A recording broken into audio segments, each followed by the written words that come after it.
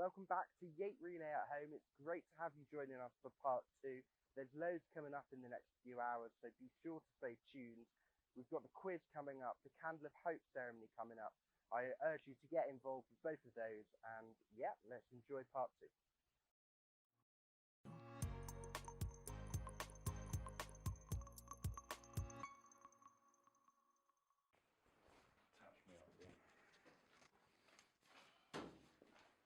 So, I'm Phil O'Rourke. I'm a native of South Gloucestershire, Chipping Sodbury. I now live in Thornbury. I'm the youngest of three children, and what else do you need to know? So, my father developed cancer of the esophagus in 1993 and died from it in April 1995, so it's 25 years this year. And in 2014, my mum developed a sarcoma tumour in the top of her right leg, in her right hip, and thankfully she's still with us. I never knew anything was really amiss, apart from with my dad's illness. There was just one or two clues. We were on holiday in Ireland at the time, and he was having problems swallowing, but I never really put anything together. And it was only when he sat me down and said, "This is the deal, and I'm going in for an operation at the end of the month," that I thought, "Oh, blimey." And then he said what the survival rates were, and the odds weren't very good.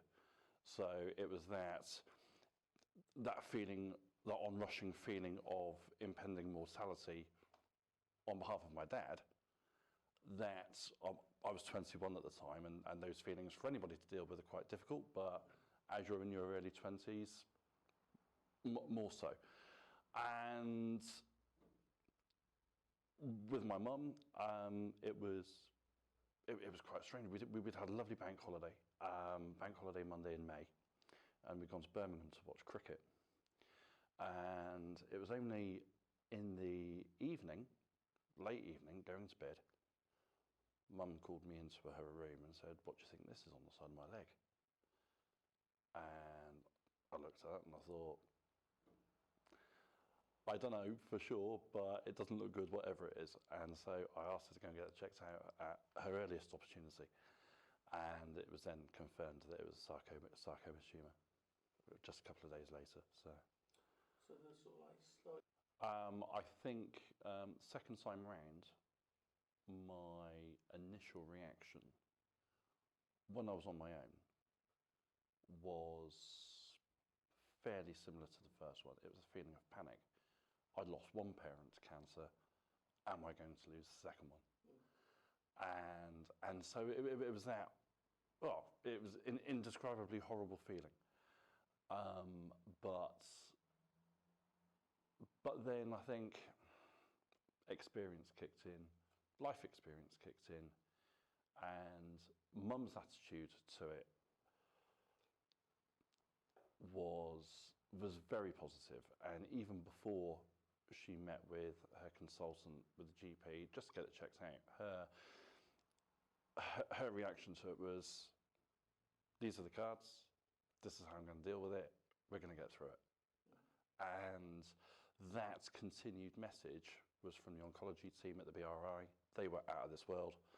And they were quite matter of fact about it. Said, "This is your diagnosis, this is how we're going to treat it, and you're going to come out the other side." So it wasn't offered on either occasion. The only time someone said, "Would you like to have a chat? Would you, this is the procedure," was the surgeon doing responsible for my mother's operation in September 2014. And he was the only person, and still the first person to this day, to say, "If you want a few minutes just to have a chat about this, I'm here for you." But it wasn't offered. And in fairness, I think looking back on it, should I have inquired? I don't know. I think it should be more explicit in as far as that when you are a family member of a cancer sufferer, cancer patient, that you're not really thinking about yourself straight away. And so therefore, to have someone to say these services are available for you should you need them, I think can be a massive benefit to people. I don't think I did see it like that. I think if I ever felt that way, I probably chastised myself pretty quickly for feeling that way. And it shouldn't be about me. It's entirely about the person who has the life-threatening illness. This is not about me. And so for one moment, can I not think about myself? But I can also see the pitfalls of that approach as well. And that if you're not looking after yourself, is anybody else going to do that? And so you have to look after your own health and your own mental health and your own approach to a loved one's illness and look after yourself. On the day of my mum's operation, I had just started a new job. And so, fortunately, my line manager, they were very understanding. My line manager had gone through something quite similar in her family. And so they gave me as much time as I needed for the first fortnight, 3 weeks, to leading up to the operation and immediately after the operation and mum's early stages of recovery and everything else. And then getting back into work, obviously work asked me to do more and more, and then I had to take a step back as primary carer in a way.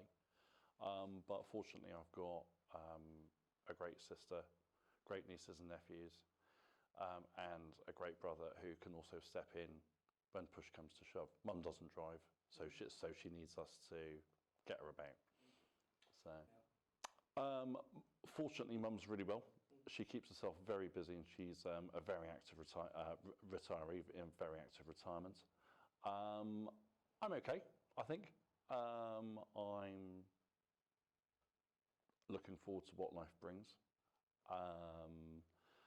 But Mum is now, she is 5.5 years post-operation. Yeah, so she's doing extremely well. She's going to be monitored for the next 4 years, we believe, from the oncology teams at Southmead. And then we will see exactly what the future brings. But Mum is in the picture of health, and I think I'm all right as well. Good. I think it has changed. I think in your early 20s, if you come from a settled home, your parents have always been there. And to have your parents suddenly ripped away in that way comes as a very rude shock and as a very stark reminder of your own mortality. And so, yes, I think in grief you do an awful lot of maturing, an awful lot of growing up. And I think that has probably helped with Mum's subsequent illness 5 years ago, that you are able to use that experience first time round and actually use it for a bit of positive. You can see, you can be more realistic about the prognosis, about exactly what's going on, and your own responsibilities as a family member, and you know exactly what you're going to do as well as you can. Thank you. If you need to, reach out. If you need to, talk to someone you trust. And you're definitely not alone.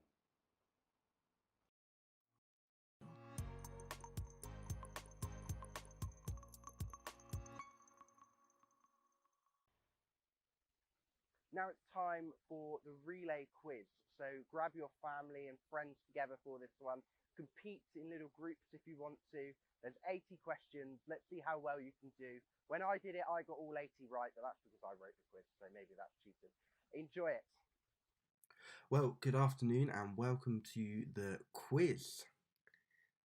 I hope you're having a good afternoon so far. It's great that you've joined us for the quiz. It's going to be good fun and we'll get started in a minute. If you haven't done so already, make sure to gather yourself a little team, grab yourself some paper because we're going to begin shortly. So, there are 8 rounds, each with 10 questions, meaning if you're good at maths, you can win a maximum of 80 points. So the rounds are the famous buttons, I promise that'll make sense later, a Yate Relay for Life round, Talk Cancer round, History and Geography round, University Challenge to challenge those who have been to university and to those who haven't, Name the Themed Lap, Spices, Herbs and Seeds, and then we're going to finish off with a Global Relay round. Like I said, there's 80 questions and there's a maximum of 80 points. And playing teams, have fun, because it's all about fun. You're playing against each other in your own home, so let's see who the smartest person in your own home is. And let us know how you're doing in the comments. Let us know how many you're scoring on each round. Best of luck. We'll start in a second.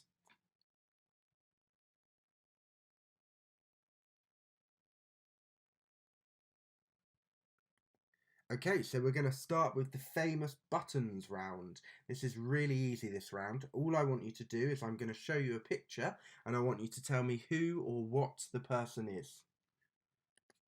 Here is number 1.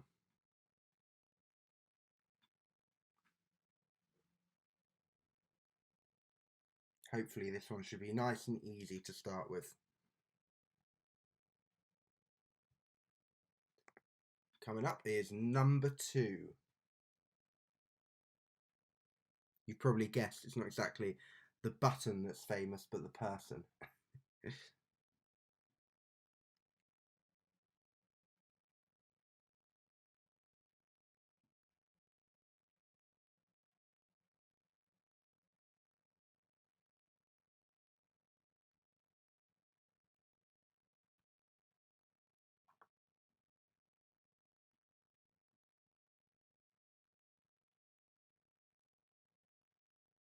Now we're going to move on to number 3. One of my favourite type of buttons. Sure lots of you would agree with me there.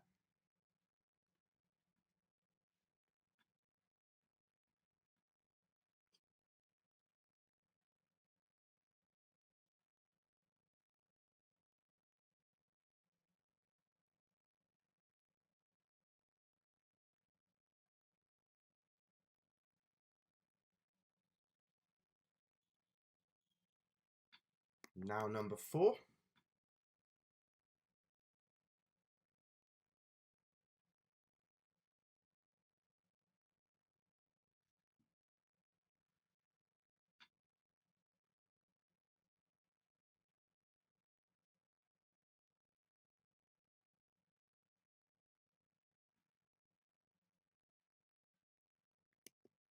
Number 5.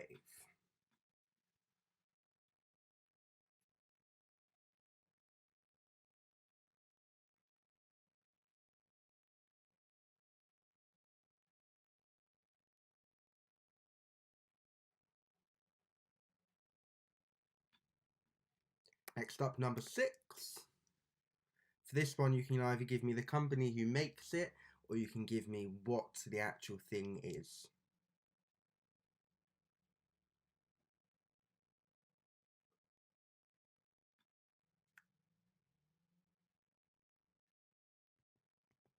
Next up is this one here, probably the hardest one of the round.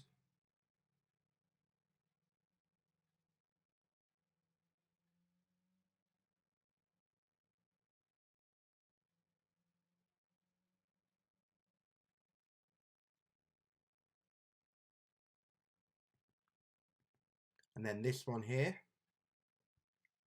Hopefully the kids out there will get this one.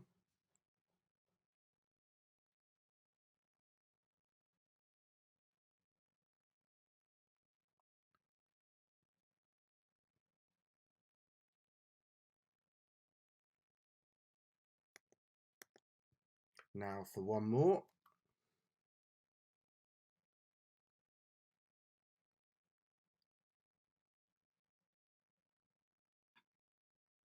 And in this one, I should say I want the character, not the actor. That might be a bit of a clue, but I want the character, not the actor.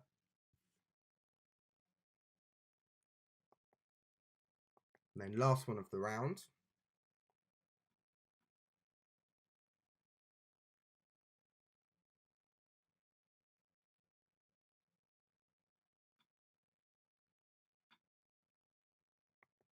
So that was your famous buttons round.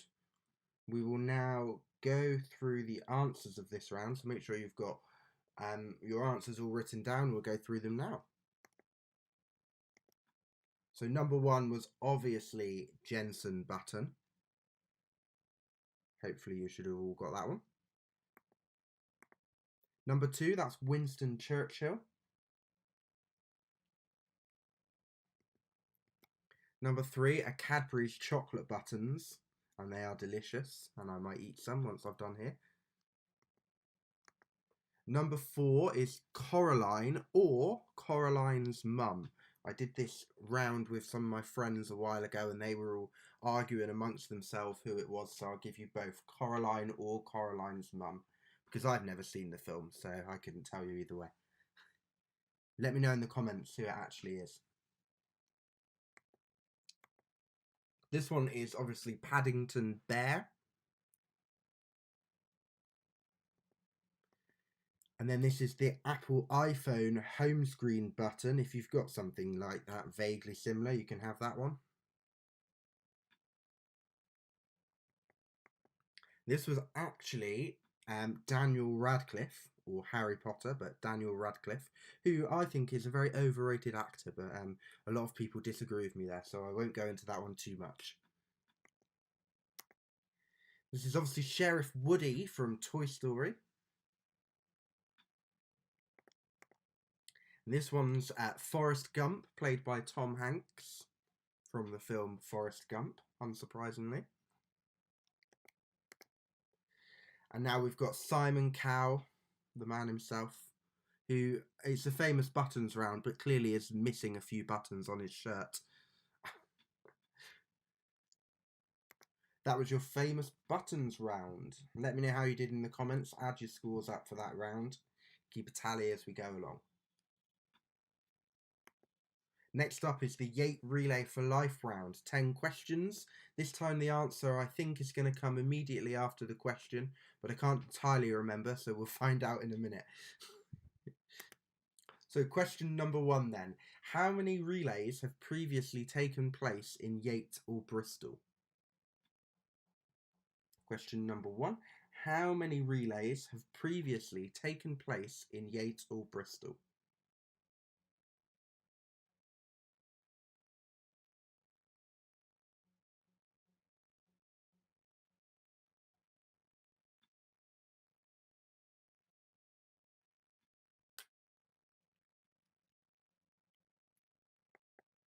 And the answer to that one would have been 14. 14, because this year would have been our 15th birthday. But alas, it's not to be. We'll celebrate next year. Question number 2. Where did the first Yates-Bristol relay take place? Where did the first Yates-Bristol relay take place? And you won't get the answer if you put Yates or Bristol, because you'd be wrong. Kind of.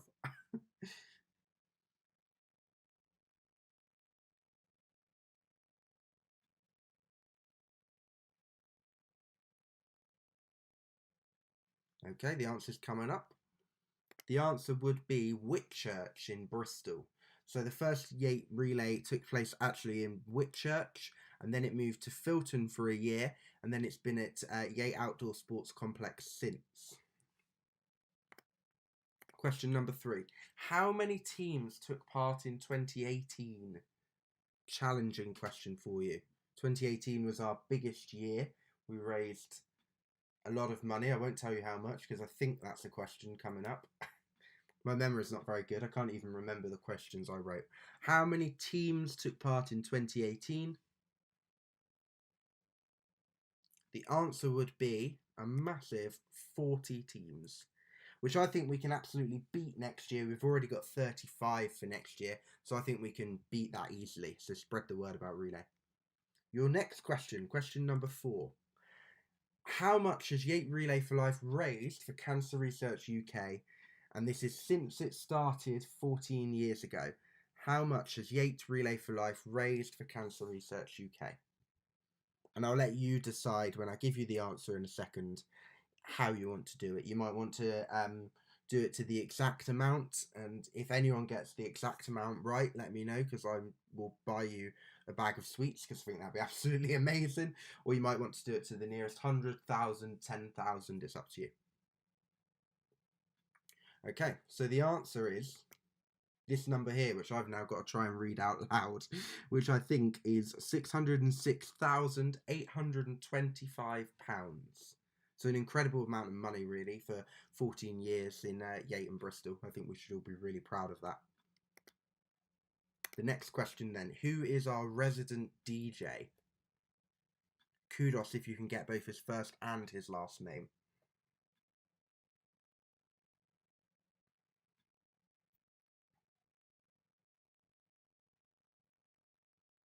So who is our resident DJ? Well, that's a nice easy one. I hope you'll all have got this one. It's obviously the amazing Dom Walker. Dom's been with us for years, and we really love having him coming back each year. And incidentally, you will have seen earlier Dom's Relay Island discs. If you haven't seen that, I encourage you to watch that later on, because it's a brilliant interview we did with Dom, and he talks us through his favourite tracks from Relay. The next question then, how many years has our resident DJ, Dom, joined us at Relay?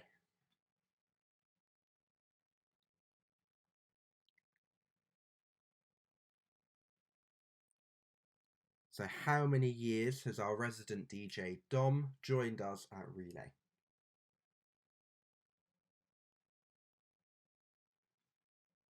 So the answer for that one then is 13 years. He's been with us since the start back in Whitchurch, but he actually took a year off to go travelling. And if you did see Dom's Desert Island, Relay Island, I should say, discs, then he talks about his travels then, and why he missed us, and talks about walking some laps on a mountain in some exotic country. So I'd encourage you to watch that.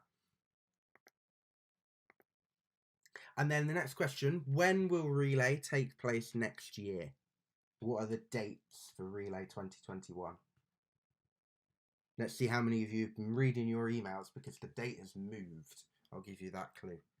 We've moved it for the first time ever.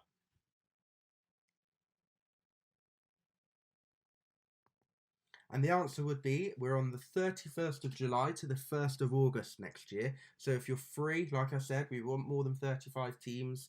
Register and join us on the 31st of July, 1st of August. Let's hope the weather's good. And then how much does it cost to enter Yate Relay for Life? Nice straightforward one, this one.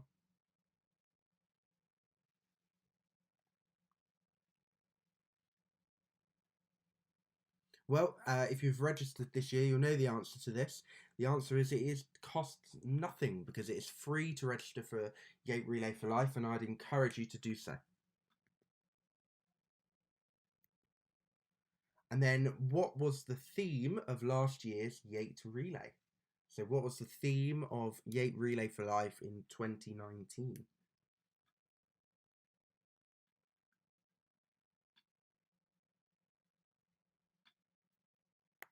Well, the answer to that one is global relay. We had a global relay last year because relay takes place across the world. It's organised and run, licensed by the American Cancer Society, but it takes place across the world in various different countries. And we've got a whole round coming up about that later. So maybe now's the time to do some revision on your phone before that round comes up later. And then I think this is the last question for this round. What entertainment did we have at last year's post-relay party?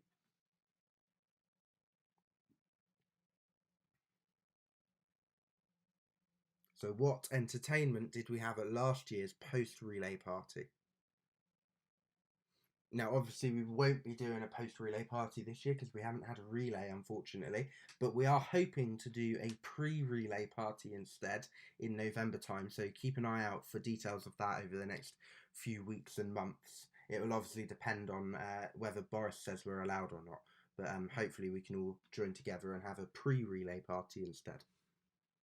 And so the answer to this question then is we had a barn dance last year and it was brilliant fun. And if you didn't join us this year because hopefully we're going to have one of those again.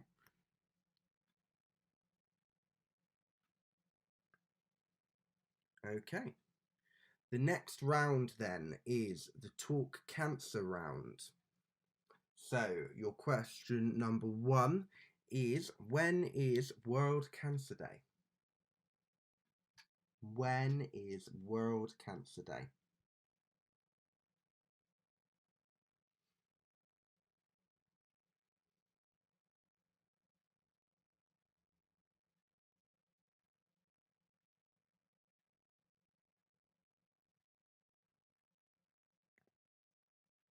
Question number 2 then.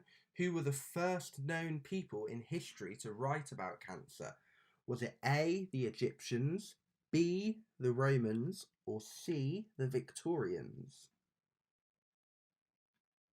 So question number 2, who were the first known people in history to write about cancer? A, the Egyptians, B, the Romans, C, the Victorians.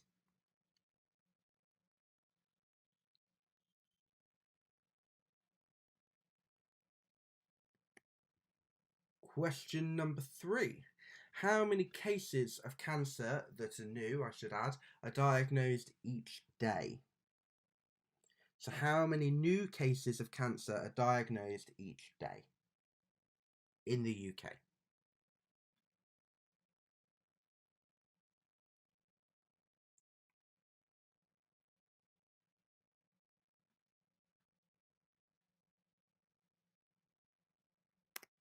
Time for question number 4. What percentage of people survive cancer for 10 years or more? So what percentage of people survive cancer for 10 years or more?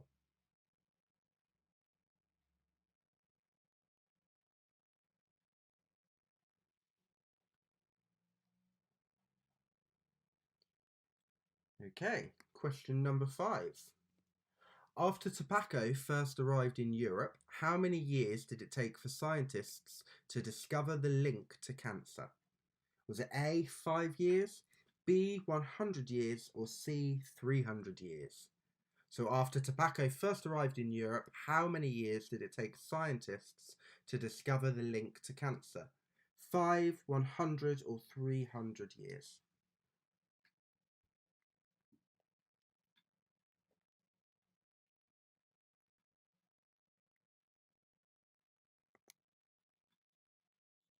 Okay, question number 6. In Oxford, a trio of Cancer Research UK scientists are developing a futuristic way to package and deliver chemotherapy more effectively. How is this done? Bubbles, Play-Doh, or sand? So in Oxford, a trio of Cancer Research UK scientists are developing a futuristic way to package and deliver chemotherapy more effectively. How is this done? Is it bubbles, Play-Doh, or sand?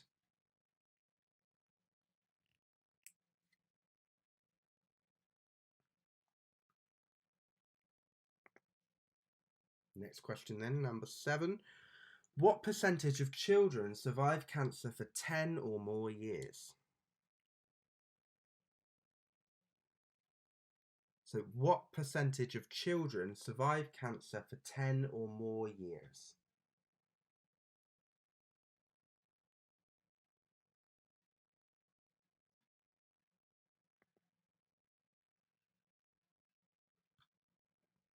And then the next question, what percentage of cases of cancer are preventable? I'll try to say that without stuttering this time. What percentage of cases of cancer are preventable?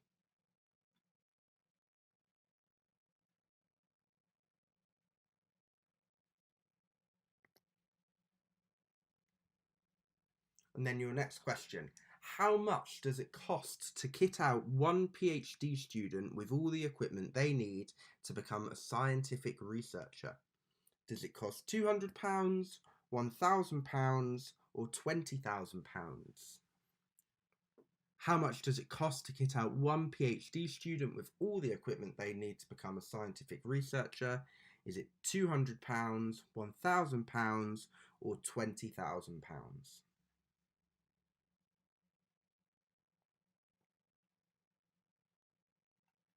Okay, let's move on. And then the last question of the round, what is the largest cause of cancer in the UK? What is the largest cause of cancer in the UK?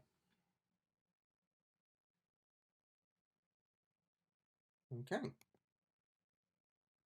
So answers then. Question number 1, when is World Cancer Day? It's on the 4th of February. It takes place on the 4th of February each year, and as the name suggests, it takes place everywhere in the world, unsurprisingly. Question number 2, the answer was the Egyptians. So as the little blurb says, cancer has been around for millions of years, even dating back to the dinosaurs. But actually it's found that the Egyptians were writing about cancer in the year 3000 BC. So we've known about cancer for a very long while. Question number 3.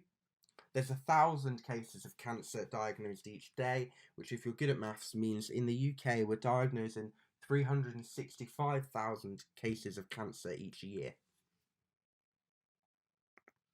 Number 4, what percentage of people survive cancer by 10 years or more? It's 50%. And you might know that the Cancer Research UK's ambition is to see 75% or 3 in 4 people surviving for 10 years or more by 2034.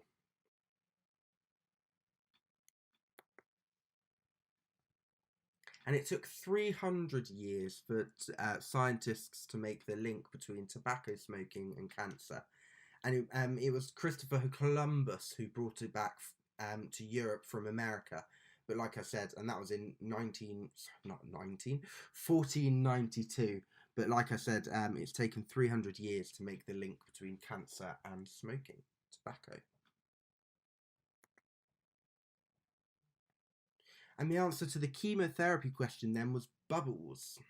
So they use microbubbles, and into the microbubble they put a little bit of chemotherapy drug, and they coat these in cancer-hunting microscopic anchors. And these can then seek out and stick to the tumours that they find, meaning that the chemotherapy can be delivered really, really sensitively, if you like, to the tumour and not affect cells as much around it. So I think that this is quite an exciting development that could, like it says, change how chemotherapy works. So we'll watch this space on that one.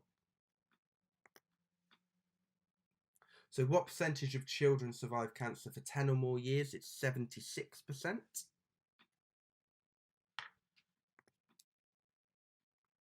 And then what percentage of cases of cancer are preventable? Well, that'd be 38%. And you can see on the little diagram some of the best ways that you can prevent cancer. So not smoking, being nice and fit and healthy, drinking less alcohol, loads of different ways. And then how much does it cost to kit out one PhD student? Well, it costs £1,000.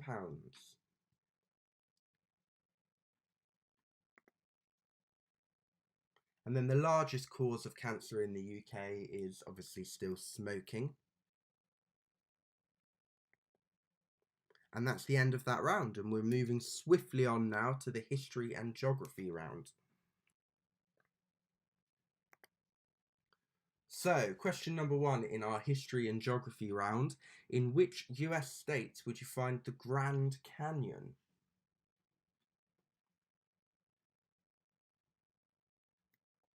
Question number 2. Which bridge was both the longest and tallest suspension bridge when it opened in 1937?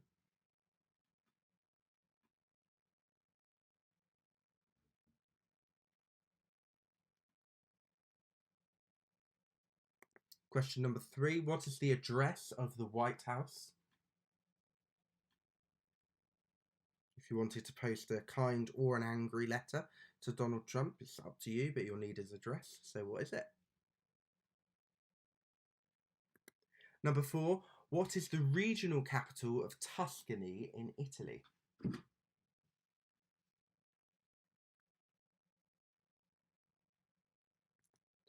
Number 5, what is the longest river in the UK? Just to go over those 5 quickly then. So in which US state is the Grand Canyon is question number 1. Question number 2, which bridge was both the longest and tallest suspension bridge when it opened in 1937? Question number 3, what is the address of the White House? Question number 4, what is the regional capital of Tuscany in Italy? And question number 5, what is the longest river in the UK? Now we're on to question number 6. Which president pioneered the policy of brinkmanship in the Cold War? Slightly challenging question. Question number 7. In 1936, Jesse Owens won 4 gold medals in what city?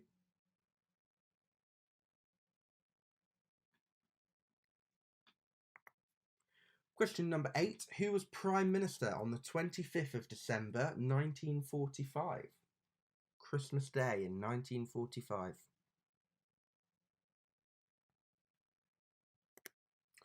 Question number 9. Who was George Washington's Secretary of the Treasury?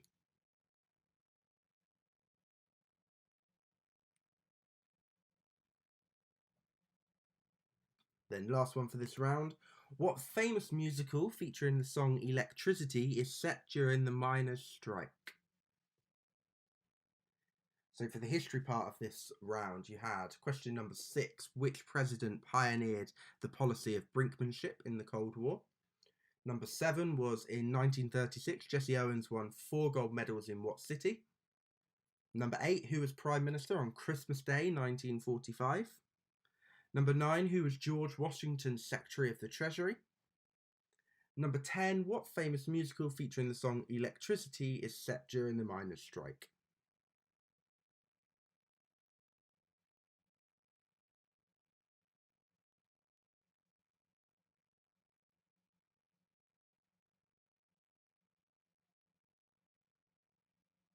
Okay, let's move on to the answers for this round then. So, number 1, where is the Grand Canyon? What state? That would be Arizona, the state of Arizona. Number 2, the tallest and longest suspension bridge when it opened in 1937 was the Golden Gate Bridge. Number 3, to send an angry letter to Donald Trump, you need to post it to 1600 Pennsylvania Avenue.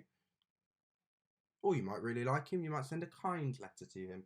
Perhaps even a love letter, if you fancy him. Which you might, I don't know. Question number 4, the regional capital of Tuscany, well that's Florence. Question number 5 is going to be really hard to say without a Bristolian accent, but it's the River Severn. Severn. River Severn. Question number 6, who came up with brinkmanship? It was President Eisenhower. And brinkmanship was the policy of making everything so tense that you were about to go to war and then going, whoa, maybe we won't do that. Just so you know. Question number 7. Jesse Owens won his 4 Olympic gold medals in 1936 in the city of Berlin, Germany, which is what you can see in the background. Number 8. Contrary to popular opinion, it was actually Clement Attlee who was the Prime Minister, Christmas Day 1945. Churchill had just won us the war and then quickly lost the election in 1945, so it's Clement Attlee of the Labour Party who was in charge. Number 9, if you like the musical Hamilton, you'll have known this one. George Washington's Secretary of the Treasury was indeed Alexander Hamilton. And then number 10, in my opinion, the best musical, Billy Elliot, and that was set during the miners' strike in the 80s. So that's the halfway point of the quiz. That's 4 rounds done. So let us know in the comments how you're getting on, what you've got so far, and then we'll move on to the second part of the quiz in a second.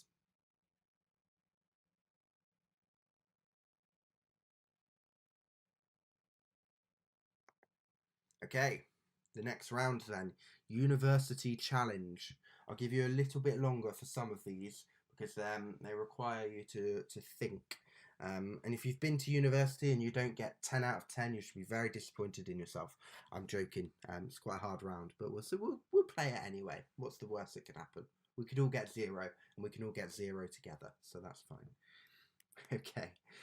The answers are going to come immediately after the question this time. So, which city lies closest to the midpoint of a straight line drawn on the map from Bristol to Cambridge? So, if I was to get a map and draw a line from Bristol to Cambridge, what city would be in the middle of my line?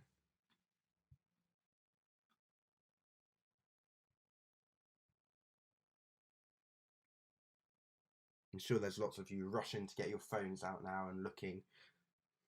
I don't know if that's cheating or not, but I can't see you doing it, so I'll let you do it anyway. Okay, time for the answer then. It's actually the city of Oxford. Oxford is in the middle as the crow flies. Question number 2. What 5-letter word links a political pamphlet of 1776 by Thomas Paine with an 1811 novel written by Jane Austen? So what 5-letter word links a political pamphlet of 1776 by Thomas Paine with an 1811 novel by Jane Austen?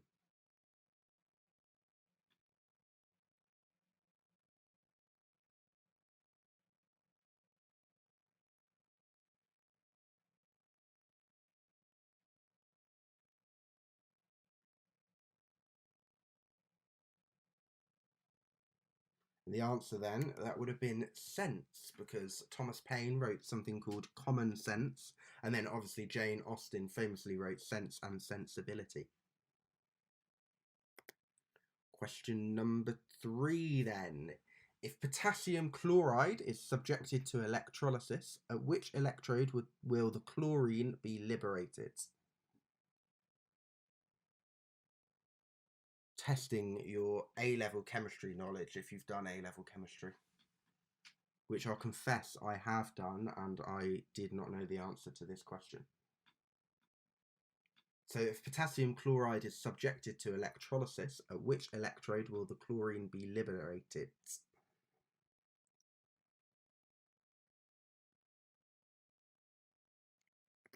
Well, it would be the anode. It would be liberated at the anode. Next question, gonna challenge my pronunciation now. Said to be a richer source of vitamin C than any other fruit, what is the common name of Malphigia glaabra, also known as the West Indian cherry? So what is the common name of Malphigia glaabra? And I apologise if I've pronounced that wrong.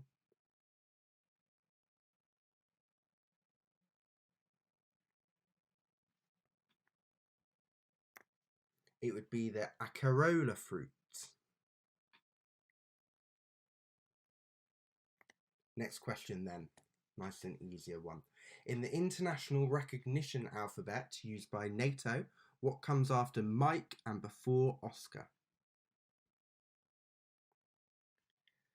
So in the international recognition alphabet used by NATO, what comes after Mike and before Oscar?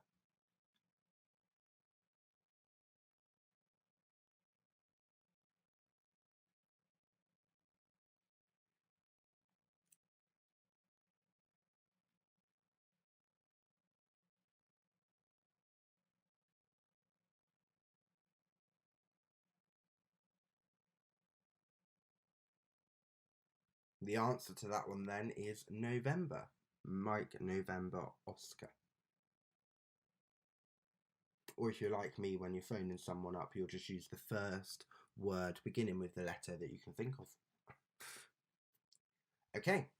What term denotes the time or date at which the sun crosses the celestial equator? It occurs twice a year, in March and in September. So what term denotes the time or date at which the sun crosses the celestial equator? It occurs twice a year, in March and in September. Those two lines rhyme. I'm a poet and I didn't even know it.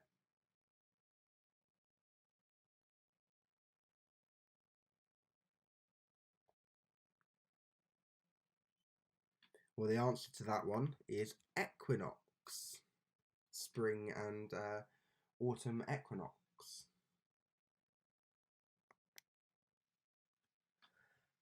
Next question then. Under which post-war prime minister were life peerages introduced?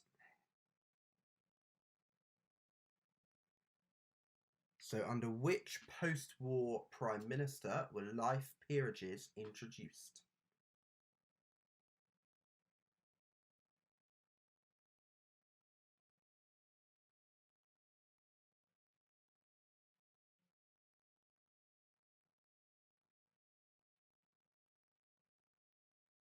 I'll give you a little bit of a clue. He's post-World War II.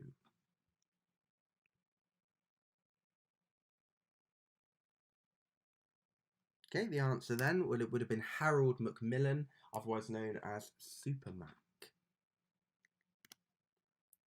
Next question. According to the financial press, what is defined as 2 successive quarters of negative growth in gross domestic product? According to the financial press, what is defined as 2 successive quarters of negative growth in gross domestic product?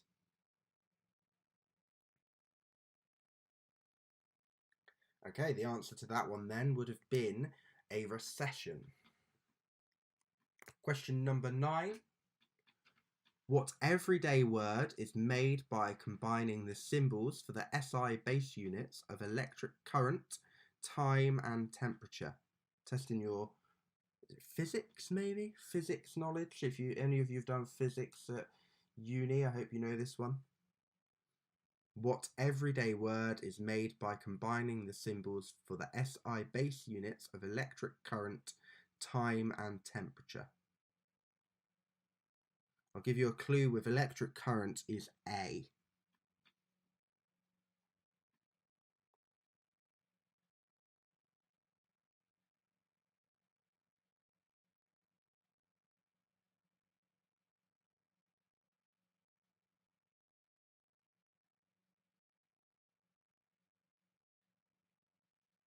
Okay, I'll talk through this one then. So the answer would have been ask, and that's because the unit for electric current, or electric currents, are measured in amps, and the unit for amps is an A.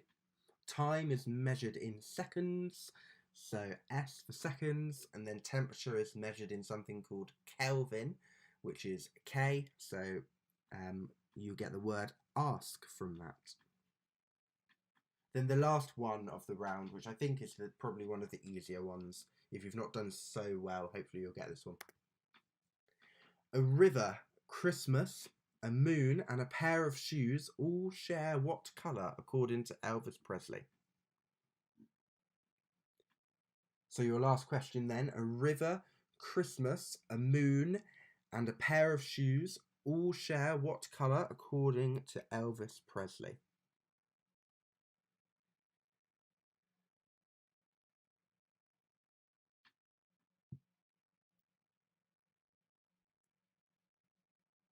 Well, the answer to that one would have been blue. Blue suede shoes. So that was your university challenge round, the hardest round, I think, of the quiz. Let us know how you did in the comments. I probably, if I was doing it, probably got about 2, if that. So if you've got 10, you deserve a medal. Okay, let's move on then to round 6 of 8. Nice, slightly easier one then. In this round, I'm going to show you 10 pictures from relays of old, and I want you to tell me the themed lap that was taking place when the picture was taken. So let's start with number 1.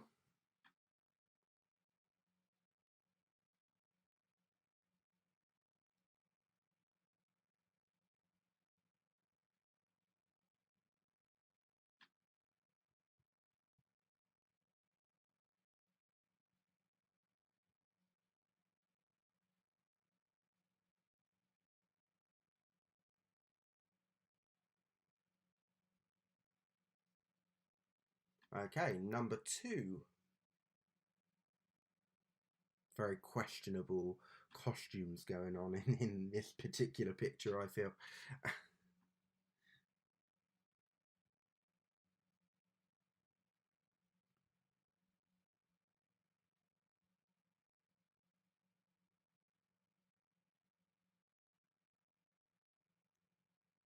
Question number 3 then.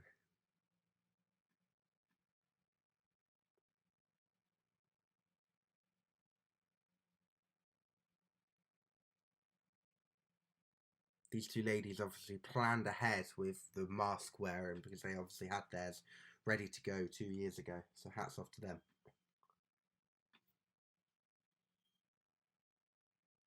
Question number 4.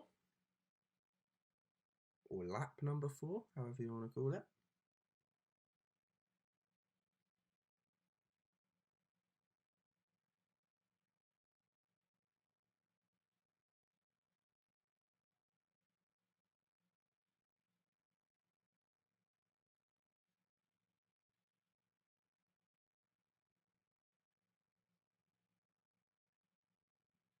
Question or lap number 5.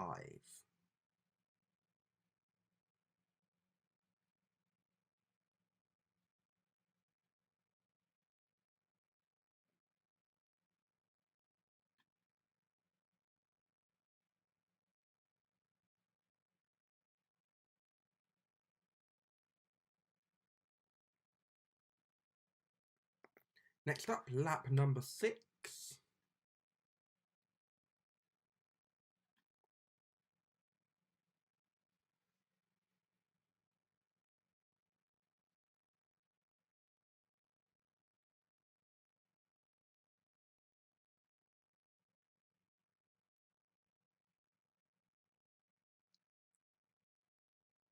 Now we've got lap number 7.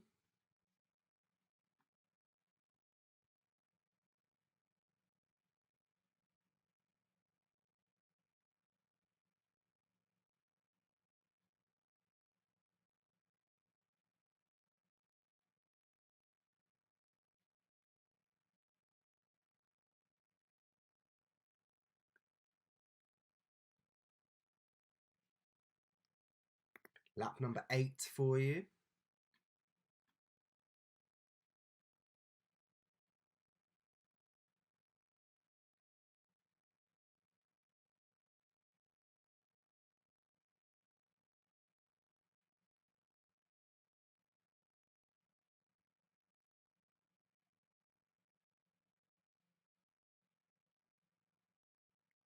But now we've got lap number 9.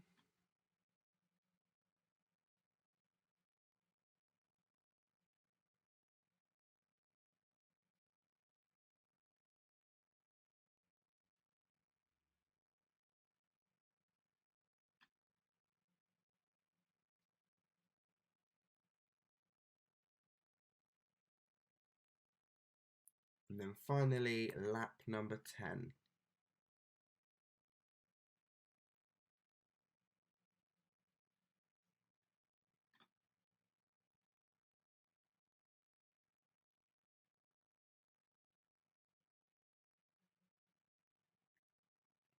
Okay, let's go through the answers for that round.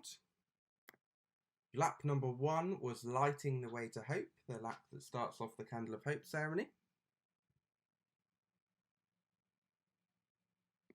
Number 2 of their questionable costumes is the Hula Party lap from 2018. Number 3, particularly significant at the moment, Doctors and Nurses lap from 2018 as well.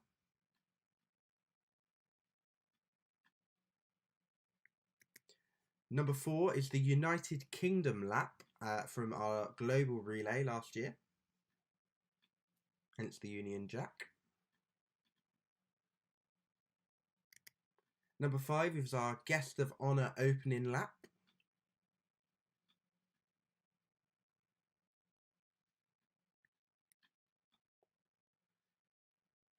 Number 6 is the United States of America lap from last year's global relay.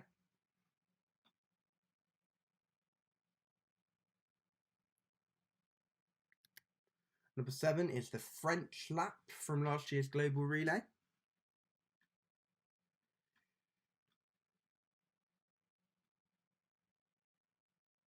Number 8 is Butterflies and Bubbles, which will be making its way back to you next year, if you like that one.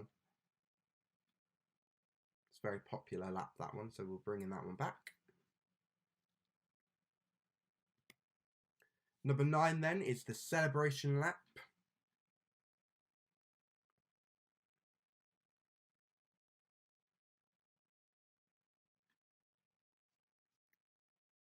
And then number 10 is the Hats lap.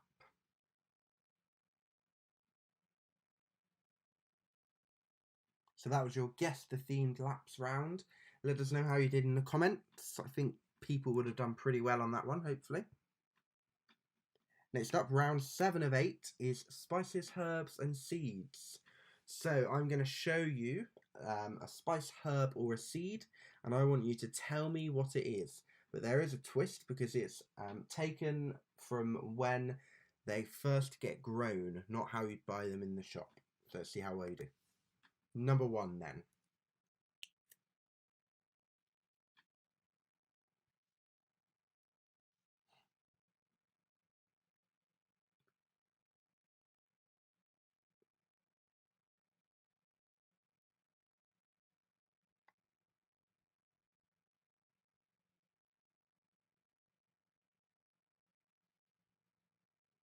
Okay. Number 2.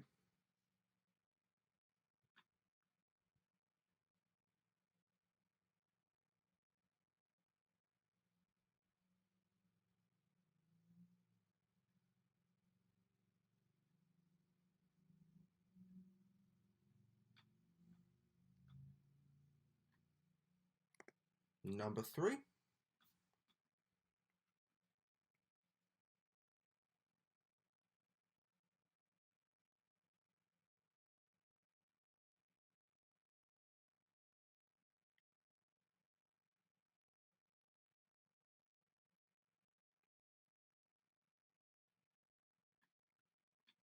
Number 4.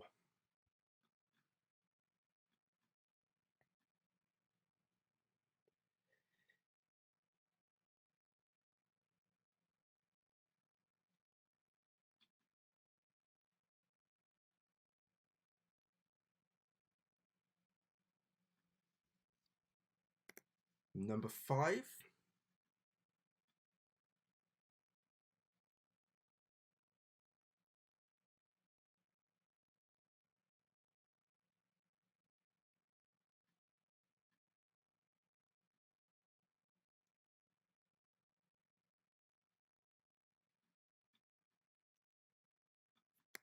Number 6.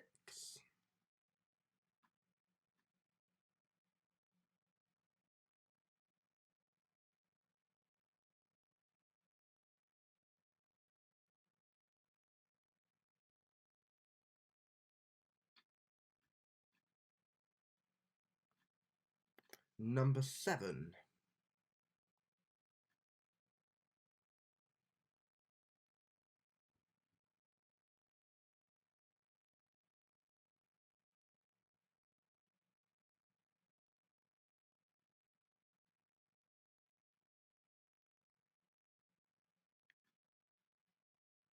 Number 8.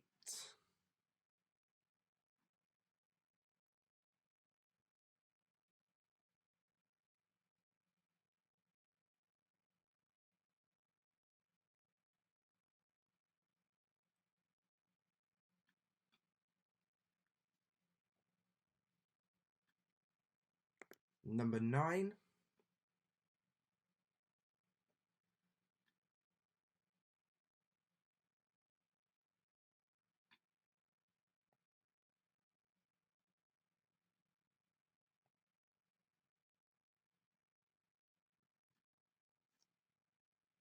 And then number 10.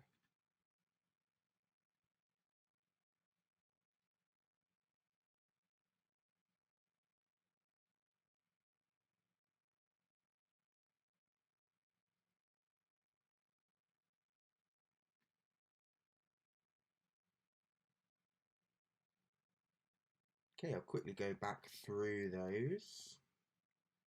So number 1 was this one here. Number 2. Number 3. 4. 5. 6. 7. 8. 9. 10. Okay, let's see how everyone did. Number 1 then is a sesame seed. I did not know they came like that, but they do. So you can all remember that next time we have a burger. Number 2 is saffron, one of the most expensive substances on Earth. More expensive than gold, apparently. Number 3 are cardamom pods.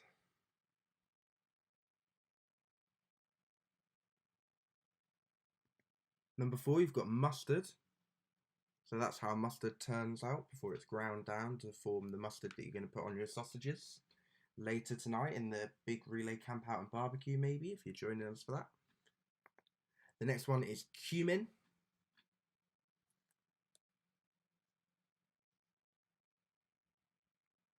Number 5 is a star anise. Quite a distinctive shape for that one. Now we've got turmeric. Looks quite like ginger, but I can assure you it's turmeric. And it gets ground down into the yellow stuff that stains your clothes. Next we've got rosemary.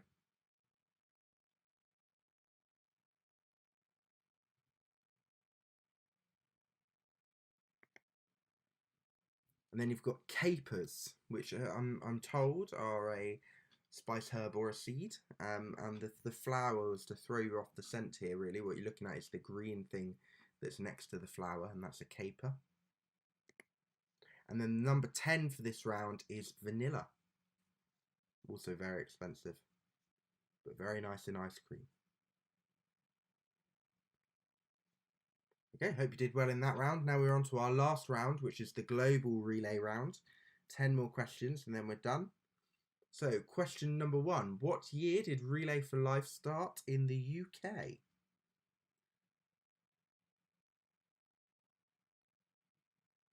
Question number 2. Who founded Relay for Life?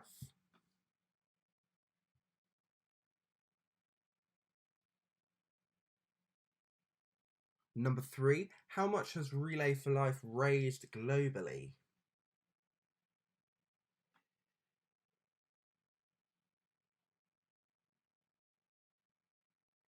Question number 4. How many countries hold a relay?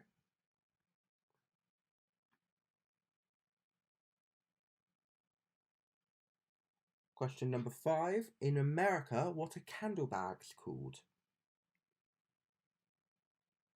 So, question number 1. What year did Relay for Life start in the UK? Number 2. Who founded Relay for Life? Number 3. How much has Relay for Life raised globally? Number 4. How many countries hold a relay? Number 5. In America, what are candle bags called?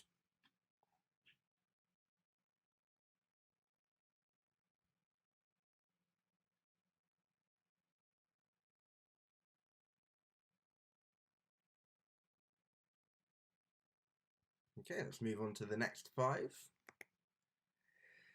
Question number 6 then. How many people take part in relay across the world? And then 7, 8, 9 are true or false questions. So number 7, true or false, Luxembourg holds a relay for life. Number 8, true or false, Sweden holds a relay for life.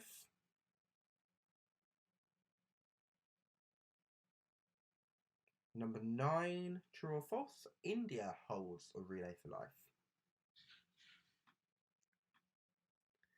And then number 10, where is relay called, and I apologise for my pronunciation, Stadfet for livet? We'll run through them quickly again then. How many people take part in relay across the world? True or false, Luxembourg holds a relay.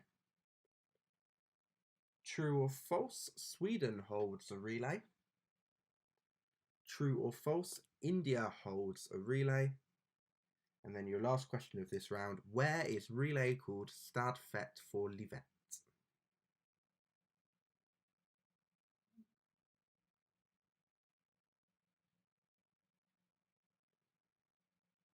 Okay, the answers for this round then. Number 1, which year did Relay for Life start in the UK? It started in 1997. Who founded Relay for Life was an American person, guy called Gordon Klatt. How much has Relay raised globally? It's $5 billion, so quite a staggering amount of money, really. How many countries hold a relay? Well, relay is held in 22 countries across the world. And then in America, they're called candle bags, luminaria bags. And they have a luminaria ceremony, opposed to a candle of hope ceremony.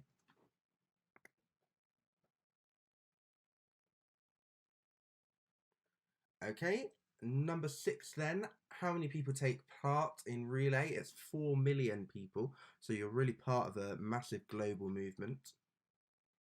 True or false? Luxembourg holds a relay. Well, that's true. True or false? Sweden holds a relay. That's false. They don't hold a relay. But number 9, India does. True. And then you'd visit Belgium and you'd see Stafet for Livet. Belgium is where it's called that. So that's the end of the Global Relay for Life round and actually the end of the quiz. So I'll give you a second to tot up your scores and then pop them into the comments. I think if you've got anything above 50, you did really well. So well done. Thank you for joining us. Let us know in the comments how you got along. I hope you enjoyed it. And we'll see you at Relay next year. We can't wait to see you.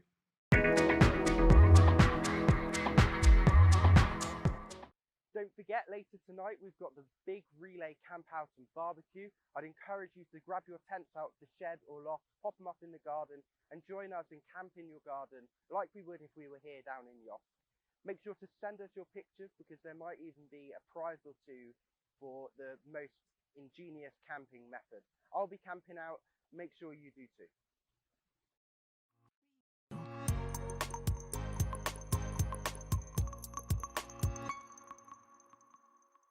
So my name's Dave Craddock. I am 55 years old, worked at Rolls-Royce all my life, moved down to the West Country about 91, 92, can't exactly remember. And I have a wife, Helen, and 2 children, Liam and Rebecca. So my experience with cancer,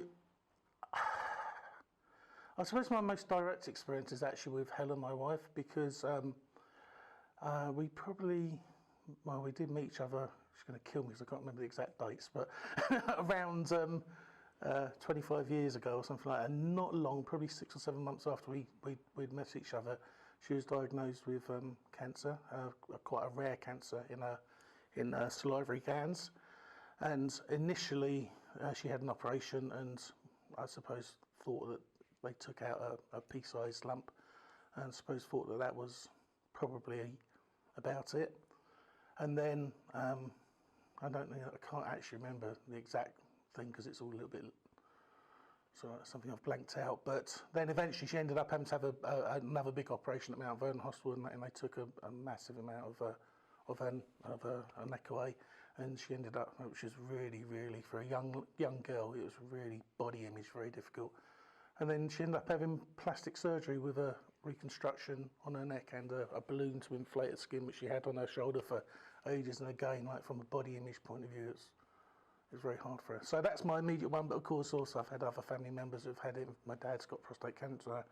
You know, my uncle had bowel cancer. My nan died of it. You know, so yeah, like most people, it's touched me in many ways. Yeah, about 20.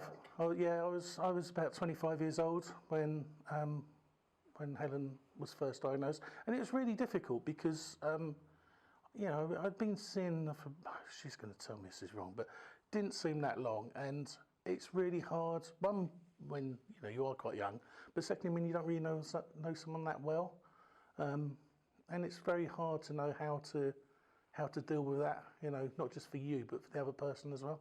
So yeah, it was I was about 25, something like that. As I said, you know, a couple of times, emotional impact. I don't actually. You know, it sounds awful, but I think my mind has blocked out a lot of what happened when it first happened. I remember when she first had it. I suppose probably it was a bit surreal because she had the diagnosis, she had the operation quite quick, and we thought it was over and done with.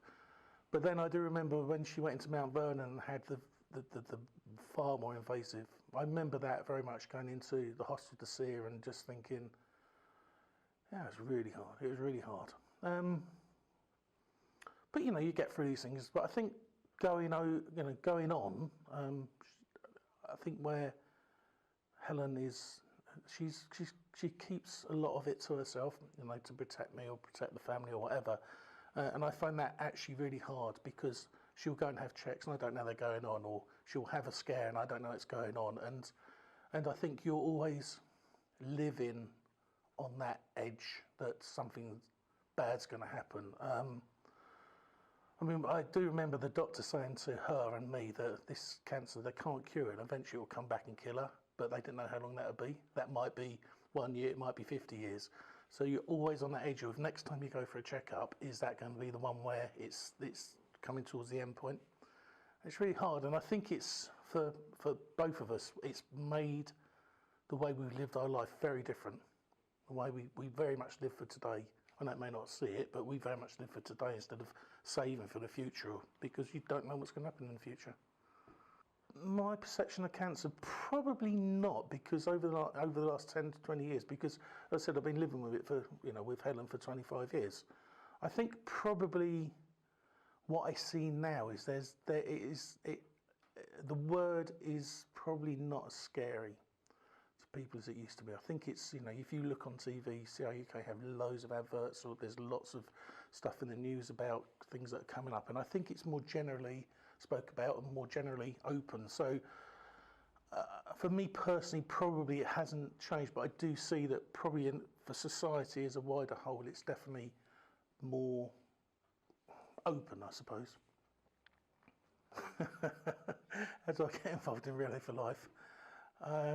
In all honesty, I have a bit of a love-hate relationship with Relay. We first got involved as a family, I don't even know, 10 years ago. I don't know, I can't remember. And Helen got involved. She put a team in, and she started getting more involved on the committee. So I used to be in her team. I used to support her while she spent her time doing the stuff for Relay. Used to have the house full of Relay stuff, and that still happens today. And I sort of like a love-hate relationship. I really think it's a fantastic event. But for me, it's been almost like a daily thing in our family for the last 10 years. It's almost become almost like a pseudo job. But having said all that, I mean, it is a fantastic event run by some very committed people, raises an awful lot of money, and there are some, you know, a lot of people I've met through it that I would never have met, and there's a lot of people who go to it who are really very committed to it. Well, probably because of our experience as a family, Helen's experience. Probably also because of Relay. I mean, there are other charities I'm interested in, you know, that are not to do with cancer. And I think probably because you can see the money they're going, the money that's raised does go towards things, and there are cures and there are changes happening, even in the last 10 years, in terms of survival rates and things that are coming along. And we're on a sort of, like, I personally think we're on a cusp of some really, really fantastic things with, you know, sort of like immunotherapy drugs and things like that for cancer. So, yeah, I think it's something that touches everybody. So I think you should be prepared to put a little bit back. If I had to give someone a message, I think that probably don't try and do it all yourself. Try and get help, try and get support. Try and understand it's okay to be angry with the person that you're supporting, because it's very, very, very hard. And you have to have an escape valve. You can't always be that supportive all the time. You have to have an escape valve, and that's really important.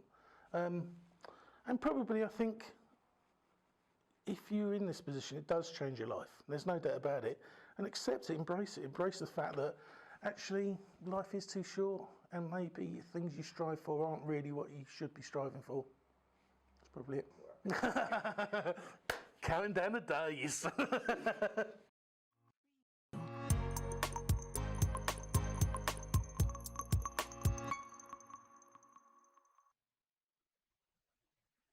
Next up, the amazing team from Hobbs House Bakery have a video to share with you.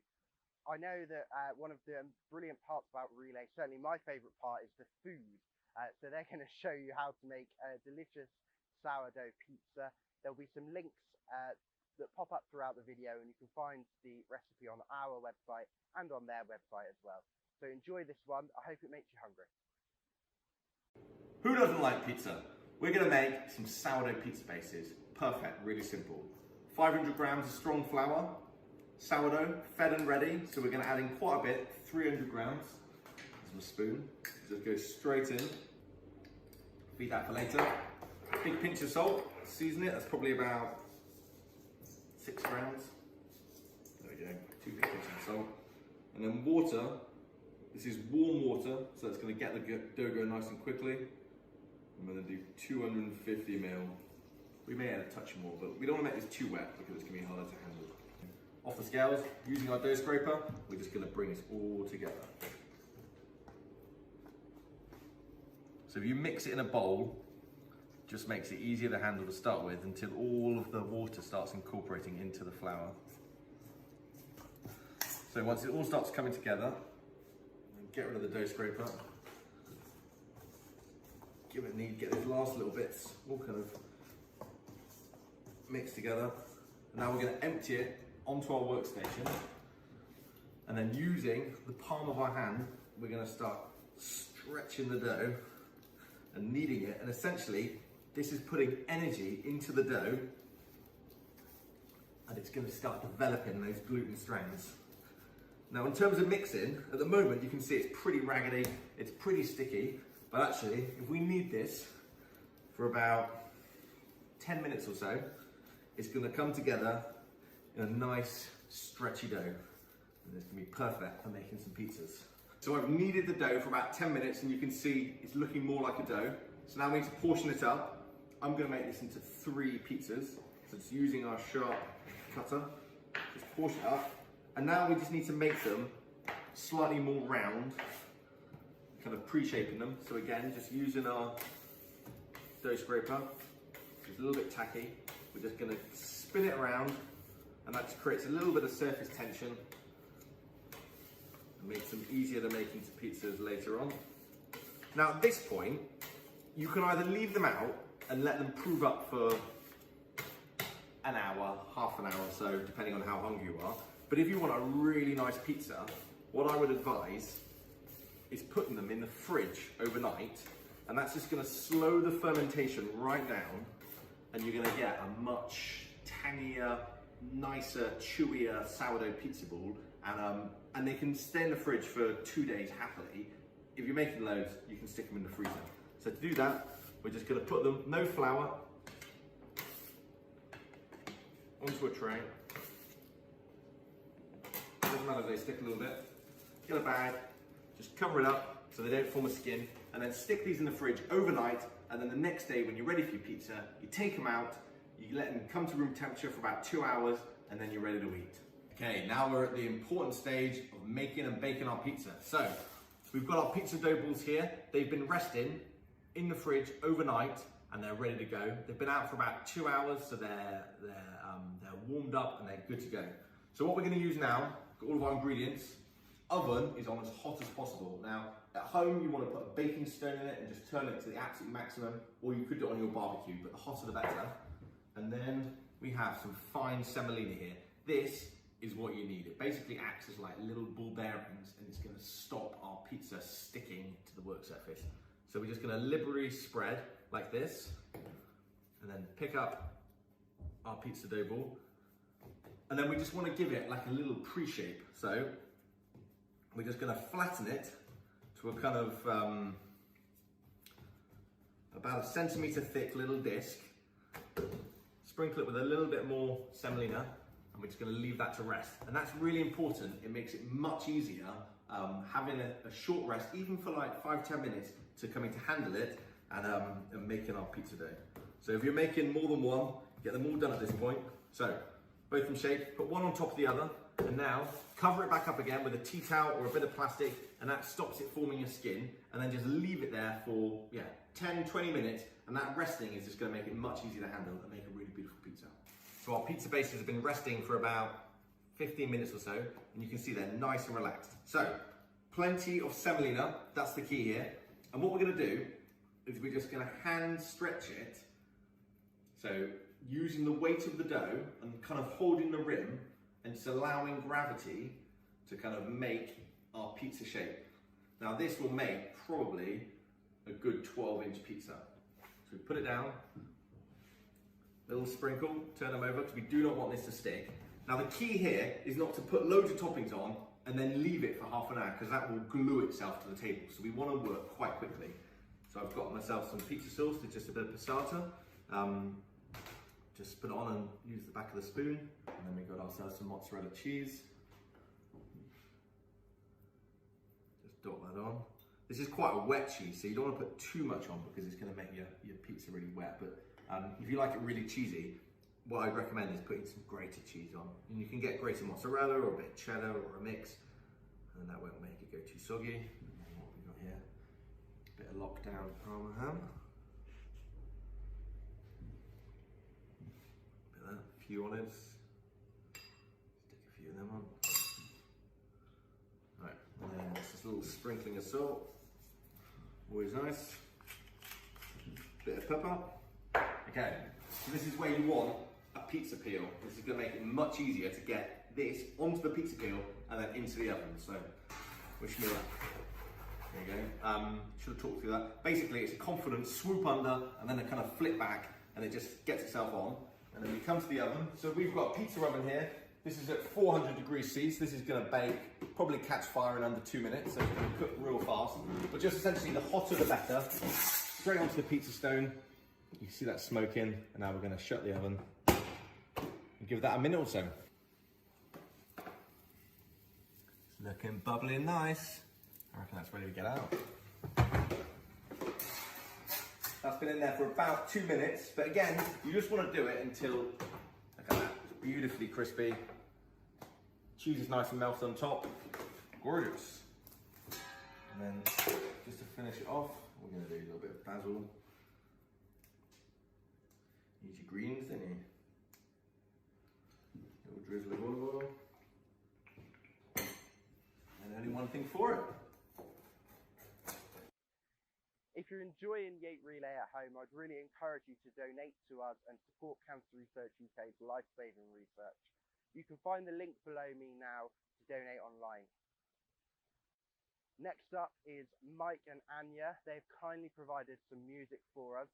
Mike is on the relay committee, and Anya joined Mike last year when they played for us last year at Relay. So we're going to play that now. If you know the words, join in, have a little family sing along at home.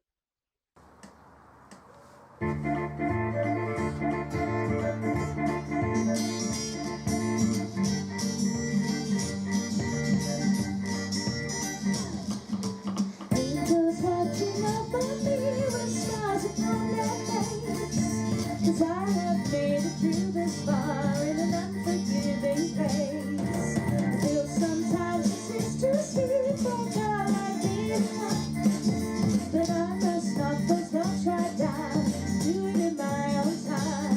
I don't care, I'm halfway there, on a road that leads me straight to who knows where.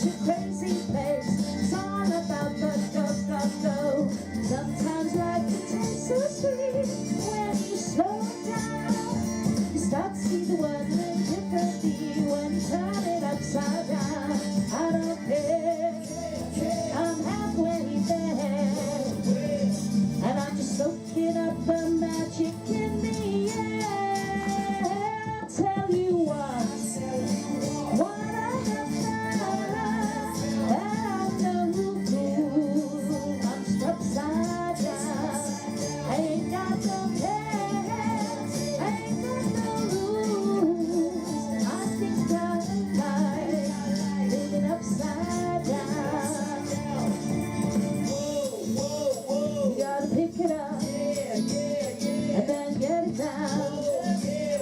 Why don't you try a little time to tell me back on the right way around? Take it slow, slow, slow. Yeah, yeah, yeah. Yo, yo, yo, there's something, something. I'll tell you what I have found, that I'm no fool. I'm just upside down. I ain't got no cares, I ain't got no rules. I think I like living upside down. I'll tell you what I have found, that I'm no fool. I'm just upside down. I ain't got no cares, I ain't got no rules. I think I like living upside down.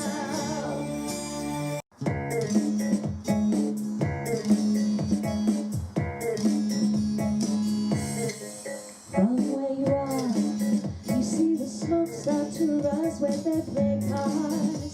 You walk over softly, moving past the guards. The stakes are getting high, you can feel it in your heart. He calls your bluff, he is the ace you never thought he played that much. Now it's more than all his cards you want to touch. You really think that winning this could really be enough? Take a look beyond the moon, you'll see the stars. And as you look around, you know the room by heart. I have never dreamed it. Have you ever dreamed a night like this? I cannot believe it. Have you ever seen a night like this? When everything you think is incomplete starts happening when you are cheek to cheek. Could you ever dream it? I have never dreamed a night like this. How many times have I been waiting by the door to hear those chimes? Hear that someone debonair has just arrived and open up to see my world before my eyes. That silhouette creates an image of the night I can't forget. It has the scent of something special I can't rest. If I resist temptation, now I know for sure that I will lose the best. I walk away and suddenly it seems I'm not alone. In front of me he stands, I stop before he goes. I have never dreamed it. Have you ever dreamed a night like this? I cannot believe it. I may never see a night like this. When everything you think is incomplete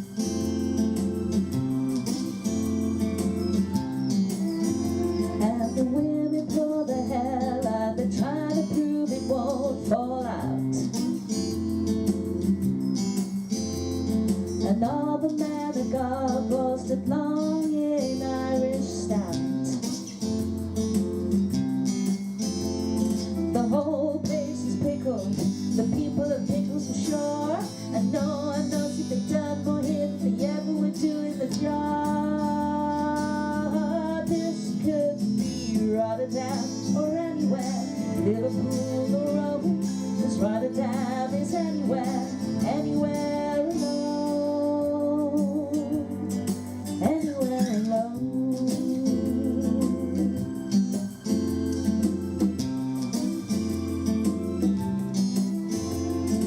Everyone is blonde and everyone is beautiful. And when blonde and beautiful and multiple, they become so dull and dutiful.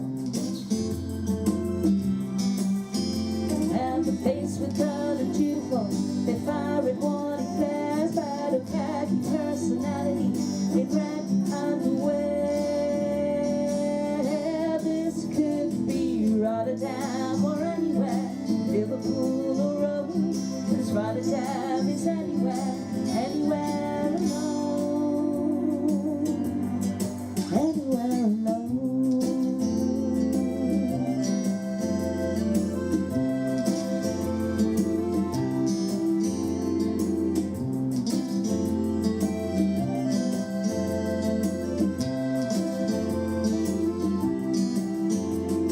The whole place is pickle, the people are pickles for sure, and no one knows if they've done more here than they ever would do in the job. This could be Rotterdam or anywhere, Liverpool or Rome, 'cause Rotterdam is anywhere, anywhere alone. This could be Rotterdam or anywhere, Liverpool or Rome, 'cause Rotterdam is anywhere, anywhere alone, anywhere alone.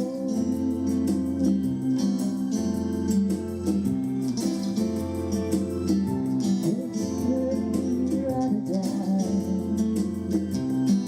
anywhere alone.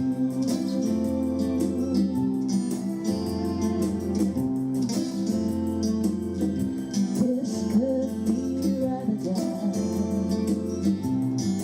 anywhere alone, alone.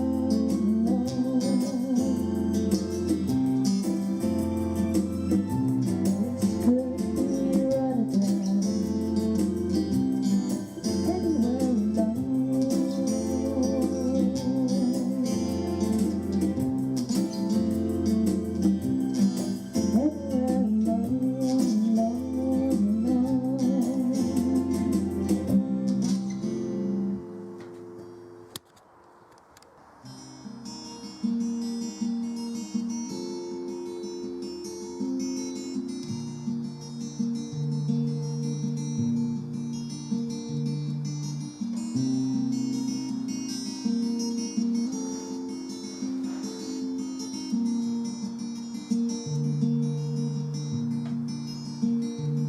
I can tell by your eyes that you've probably been crying forever,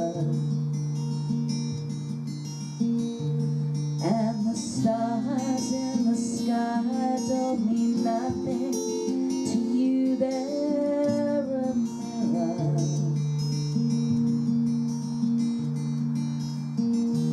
I don't wanna talk about it, how you broke my heart.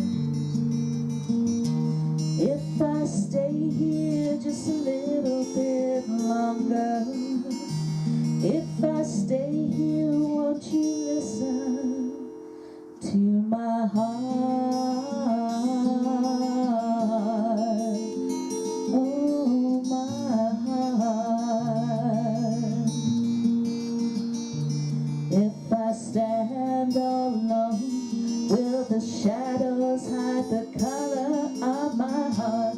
Blue for the tears, black for the nights, fears the stars in the sky don't mean nothing to you. They're a mirror.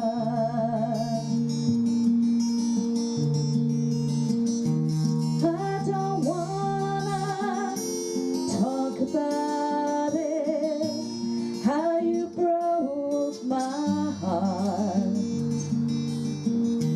If I stay here just a little bit longer, stay here, won't you listen to my heart? Oh, my heart.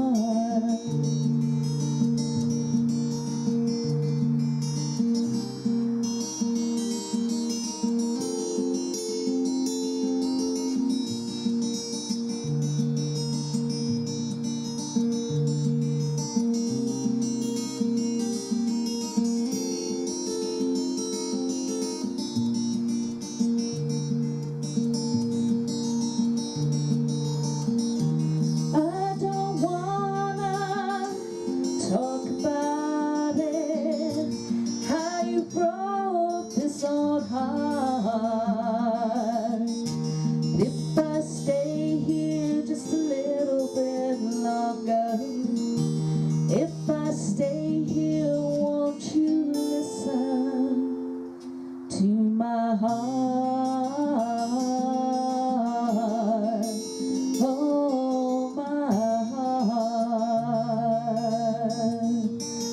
my broken heart. Oh, my heart.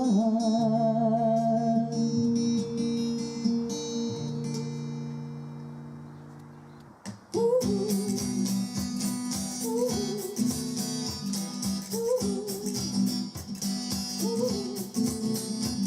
well, my heart knows me better than I know myself, so I'm gonna let it do all the talking. Came across a place in the middle of nowhere with a big black horse and a cherry tree. I felt a little fear upon my back, said don't look back, just keep on walking. And the big black horse said, look this way, said, hey lady, will you marry me? But I said, no, no, no, no, no, no. Said, no, no, you're not the one for me. I said, no, no, no, no, no, no. Said, no, no, you're not the one for me. And my heart in a problem in the early hours, so I stopped it dead for a beat or two. But I can't stop calling, I shouldn't have done it, and he won't forgive me after all these years. So I set it to a place in the middle of nowhere with a big black horse and a cherry tree. Now I won't come back cause it's all so happy, and I got a hope for the one to see ya. And it said no, no, no, no, no, no. Said no, no, you're not the one for me. Said no, no, no, no, no, no. Said no, no, you're not the one for me. Not the one for me, yeah. Said no, no, no, no, no, no, no, no, no, you're not the one for me. And I said no, no, no, no, no, no, no, no, no, you're not the one for me. Well, it's a big black horse and a cherry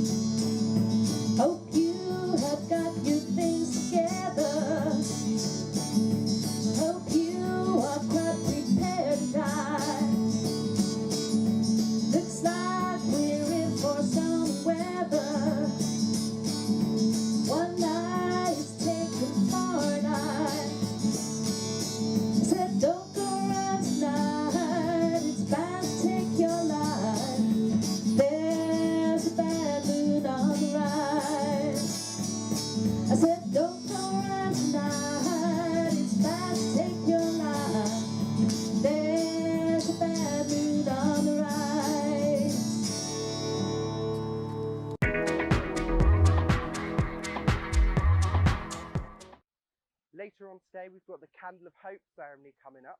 If you haven't done so already, you can download a free candle bag template from our website, decorate it and stick it in your window, and then send us a picture because we'd love to see those. I'll pop the link below me now, so make sure to download your candle bags and decorate them, to dedicate them and remember loved ones.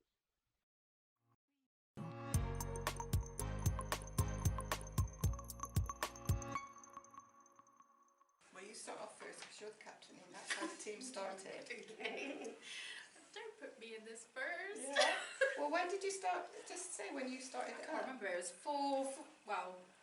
years the team was 6 years ago, but you guys were 5 years ago. Yeah. Brilliant. Well, 4 Sleep years. walking superheroes. Yeah. Sleep walking superheroes again with 6 years. I joined a relay. I hadn't had any experiences with cancer at the time, so I considered myself to be very lucky. So I was like, I don't know anyone, I haven't had anything, I want to just give back. And then obviously Mentioned it. mentioned Mel it, joined the next year. Plus my Deb dad would join. passed away. and then obviously Last since then we've then had experiences. Yeah. Some good, some bad. My daughter joined. The first year she joined, we supported her. Saw what fun it was, so we started going. And then we were going to be the 4th year this year, and unfortunately I caught cancer June of last year, or just before June of last year. So I was doing it for my mum because she had cancer. She died of breast cancer. She was only 51. I'm 69 now, and like I say, I've been through it now. But it was a different case because my case was I didn't know I had it. I went for my mammogram, and it was brought up then that I had a very small lump, but it was picked up in the mammogram. Otherwise, I wouldn't have known a thing about it. And within about 6 weeks, it was a whirlwind. It was a whirlwind for 6 weeks. Because last year, like I say, I'd only had the operation June the 18th, and then I attended the Relay for Life. So it was early stages still then, just getting over it. And these were, Because we did the celebration lap for you, didn't we? well, I didn't really. She didn't want it. I didn't want it. She turned them down, let's put it that way. Fair enough. I had enough support with family and friends, everybody around me, and I belong to a women's group called, I don't know if anybody would know it, Red Hats. And we have great fun. I have fun there as well. I have fun with all these lot. I try to keep young if I can. And the Red Hats, I stood up and I told them all there. And then after that, after I got up and spoke, told them all the story and what happened, it must have been about 4 women came up to me individually and said they'd been through it as well, and we talked about, you know, what they'd been through. And even now when I go with our meetings, there's a support, all right, everything okay, you know, so yeah, I've had support outside that way as well. And somewhere else I go and have my nails done, and I told her, my friend, she put it on Facebook. She wanted me to do a little story which, you know, explain all what had happened to me, which I did, and it went on Facebook, so I wanted to get the word out there, you know. That, you know, I didn't know I had it, that's the thing. If I hadn't gone to my mammogram, and the word out as well that I had to get to my age group is that once you get to 70, you don't get called up for your mammogram. So you must ring up and book, you know, yourself in to go. You're still entitled. You're still you entitled, don't get but you reminders. don't. Yeah, you don't get reminders. So like my age group now, look, you know, everybody I was seeing, I was stopping everybody and telling them, you know, you go regularly, don't you? You know, make sure you go afterwards when you don't get called, like. So you've got to be positive. You've got to try and keep strong, which I think that's what I've done.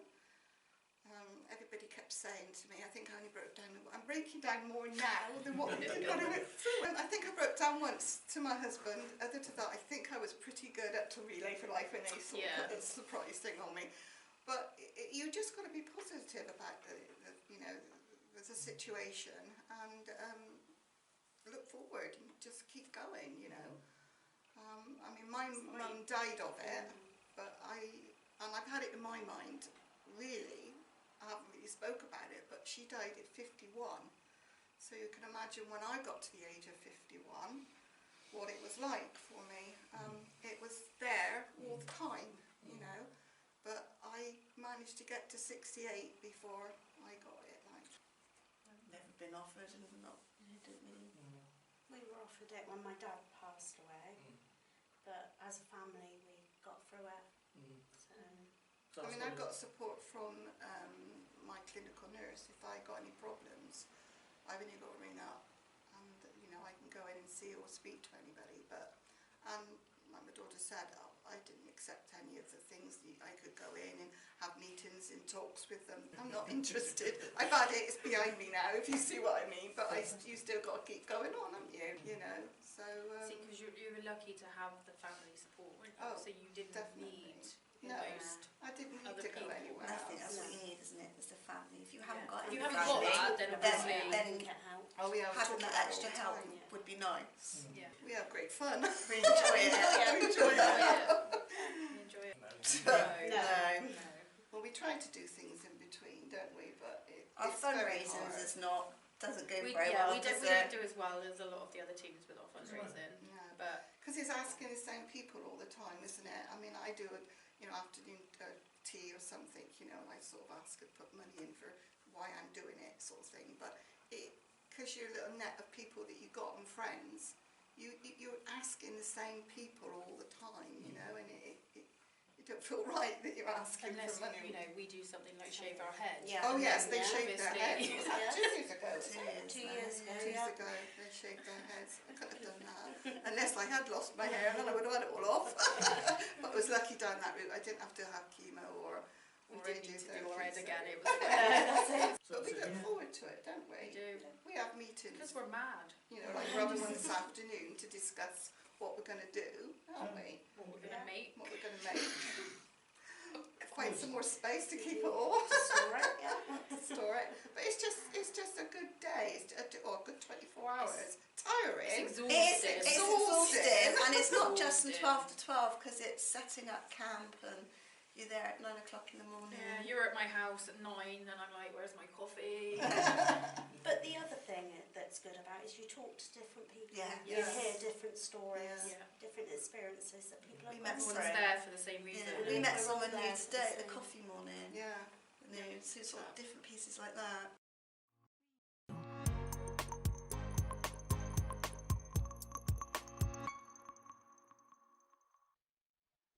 Next up, I spent some time chatting with our amazing DJ Dom, and he is going to talk to us about his Relay Island disc, the songs that he likes to play every year at Relay, why he plays them, and talk to you about how he got involved in Relay 15 years ago.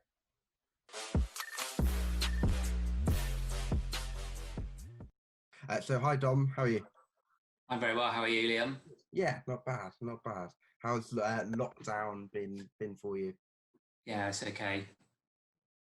Get the opportunity to listen to some new music. Oh yeah, It's all good. Busy at work though, so at least I get to leave the flat to go to work, unlike some people. So it's all good.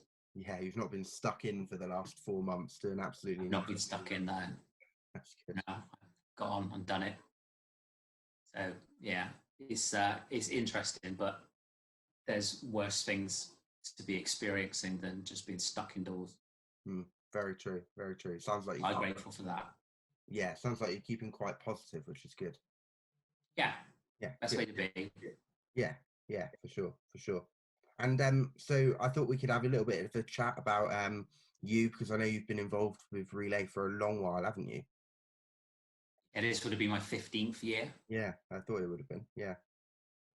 So you did it when it was. I've missed one. Yeah, one when I went travelling. Where did you go travelling? I went travelling all over the world. Whereabouts? then? I didn't really. I went to Australia, New Zealand, America, and the Cook Islands. Oh, nice. Better than being in Yate. No, wait, to be fair, I was in a camper van in New Zealand when the relay was on, and I took a photo and sent it to the relay Twitter page and said, I'm thinking about you guys. And I walked around the caravan in New Zealand with a backdrop of a mountain. Wow.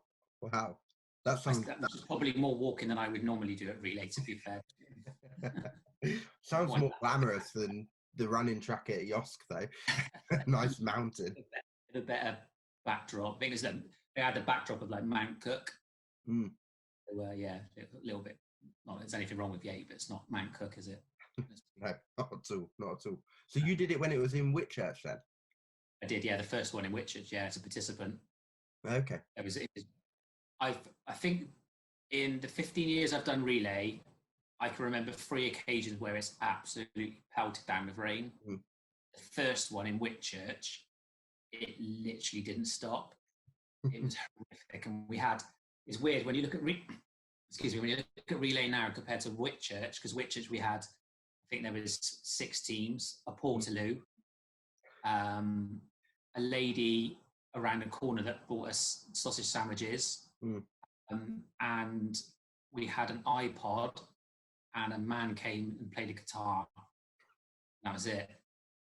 So it was like very, very basic. Wow. So I think we raised quite a lot of money though for the 17s. We've still managed to raise like 11 grand. Wow. So it's you've seen it change quite a lot then over the years. Yeah, in my head, and I know this is a fact, but I can't remember which year how it went. I'm sure it went Whitchurch, Yate, Filton, Yate. Because I'm sure that we did the Yate one. The first time we did a Yate one, we thought we lost a couple of people because it's outside Bristol. Maybe we should try somewhere else. And we did Filton, and it wasn't very good. Mm. And then we went back to Yate. Possibly. I don't know. But there was definitely a Filton one. I'll find it. You learn something new every day, don't you? Yeah. And so I wonder if this would be a good place for perhaps you to tell me about one of the songs that you think you liked, because obviously you DJ for us at Relay, one of your staple Relay songs. So, right, so you've asked me to pick 5 songs. Yeah. I've done it in a sense of that there's certain songs that I've played quite consistently over the years for different moments. So the first song I'd pick would be I'm Still Standing by Elton John. Oh, yeah. And it's because for the guest of honours, that's generally what I play when we do the guest of honour lap at the beginning of relay. Yeah. So that's quite a poignant song, isn't it? Because it's generally the first song that opens relay is I'm Still Standing by Elton John. Mm. Yeah, it's a good song. It works well, I think, for that moment. Yeah. Nice. It's a hard one. It's hard to pick a song where you don't want to focus. You want to be celebrating achievement. Mm. You don't want to remind at the same time. Yeah. You don't want to be. You're trying to open an event, so you don't want it to be kind of like a sad song, because it's not. You don't want to start an event with like a sad song. Mm. So Elton John's I'm Still Standing, I think, fits the bills rather well. Yeah, I think it works perfectly. People know the lyrics. You see people walking around going, I'm still standing. Yeah, exactly. And it's a song everyone knows, isn't it? Yeah. So I think it works well for relay to open the event with that one. Mm. If I had a better suggestion, I'd welcome it. That's it. No, I quite often think about that. I wouldn't know what to play for that moment. I think that's spot on, that one, really. Yeah. So it's a good way to open it, for sure.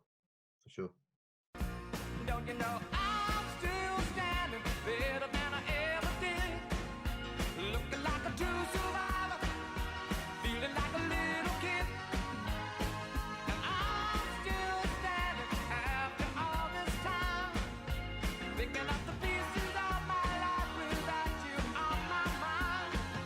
I'm still standing, I'm still standing.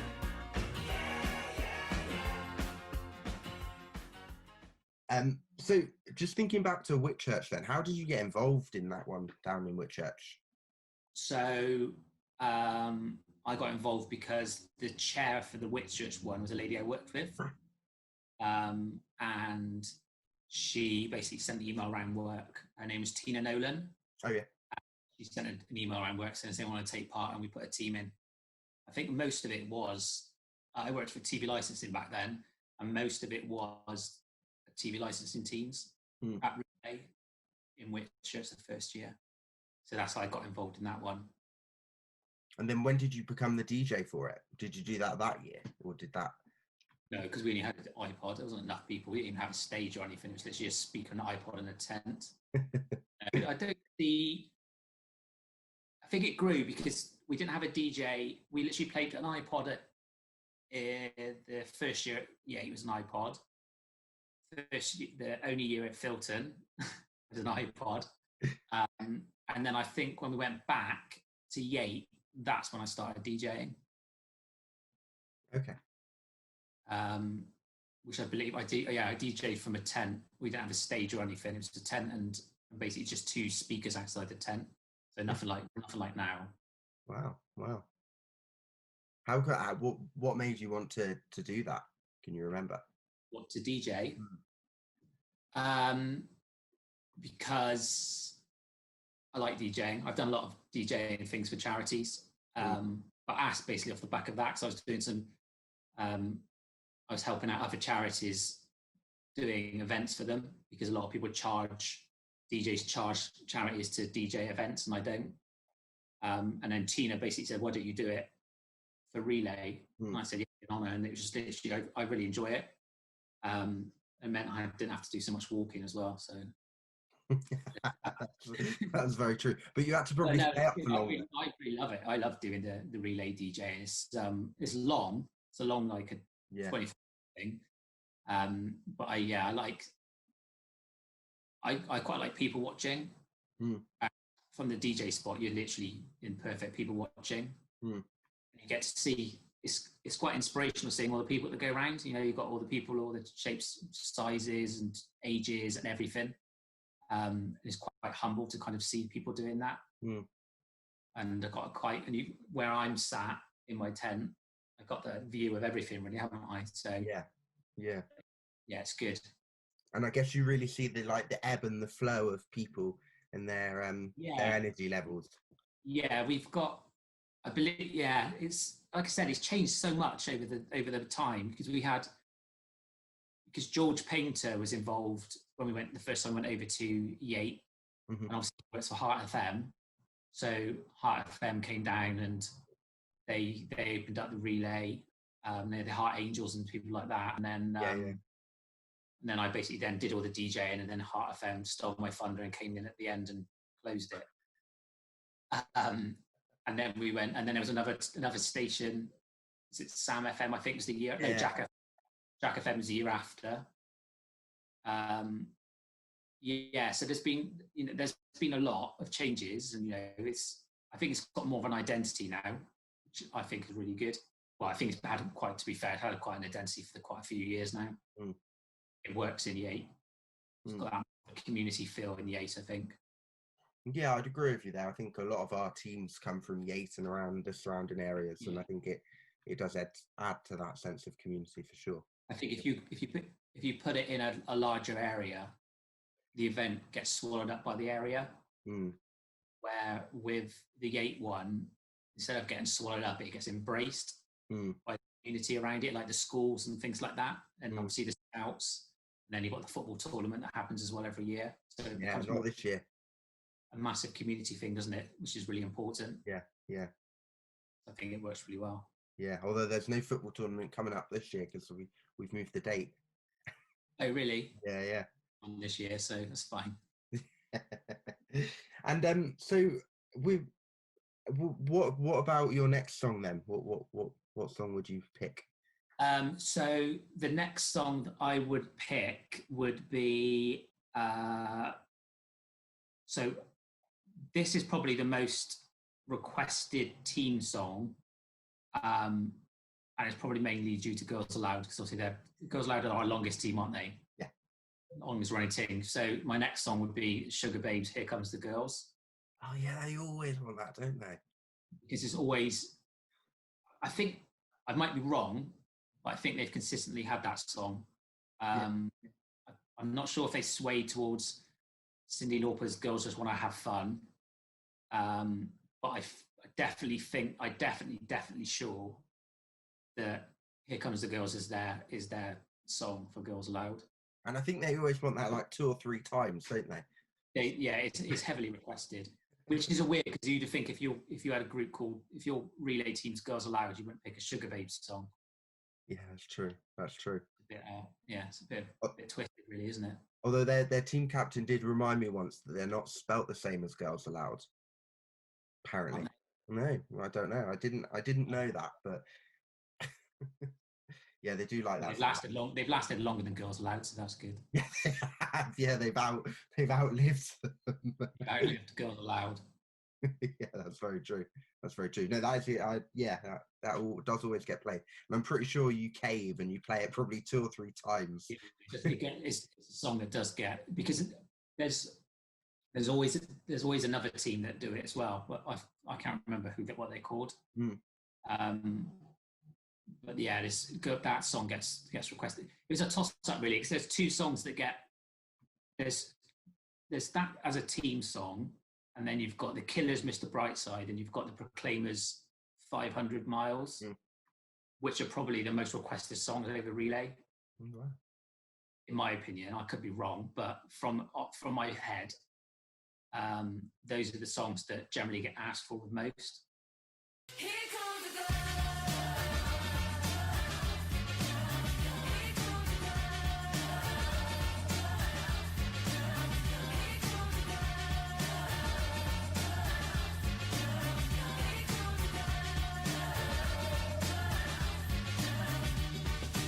What would you say was your favourite moment of a relay over the years?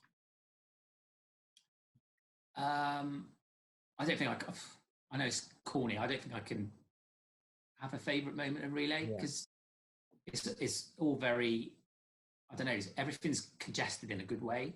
I can honestly say, hands on my heart, I can't think of a negative, and I can't think of a one positive, because it's just too positive to be able to pick a separate positive. Does that make any sense? Yeah. Because we've had occasions where we've had relay in like really bad rain, and you see people walk around with their umbrellas and stuff like that. Spirit's still there, and if anything, you kind of watch them, and you're like, it's even more of a sense of pride thing, because they're not being deterred by this weather. They're literally just getting on with it. Yeah. One year sitting on the back of a lorry, and it didn't have a tarpaulin in the front. We had to push all the speakers to the back, and I just sat on this lorry, and the rain just hammered it down, didn't it? All over. It was just sat there, and I just sat watching people just walking around. I remember there was a girl walking around. She must have been about 12, and she was absolutely just drenched through. But she was still there, getting her beads and her little beads on the string, and like walking around. Yeah, I think you're right. Actually, the rain, the times that I remember the rain, it does really increase the spirit of relay, I think, because like you said, it does. Yeah, it's more determined. From a selfish point of view, I don't like the rain, because I quite like seeing everyone sat outside their tents, and you got that kind of more of a community thing, and you can see people. I can see people kind of like singing along and dancing and stuff like that, and I get a bit of a buzz out of that. It's nice. But when you get rain, people are either in their tents or in the clubhouse. So I'm kind of playing to people with hoods up and umbrellas, and you don't really get much interaction off those. Yeah, that's true. That's true.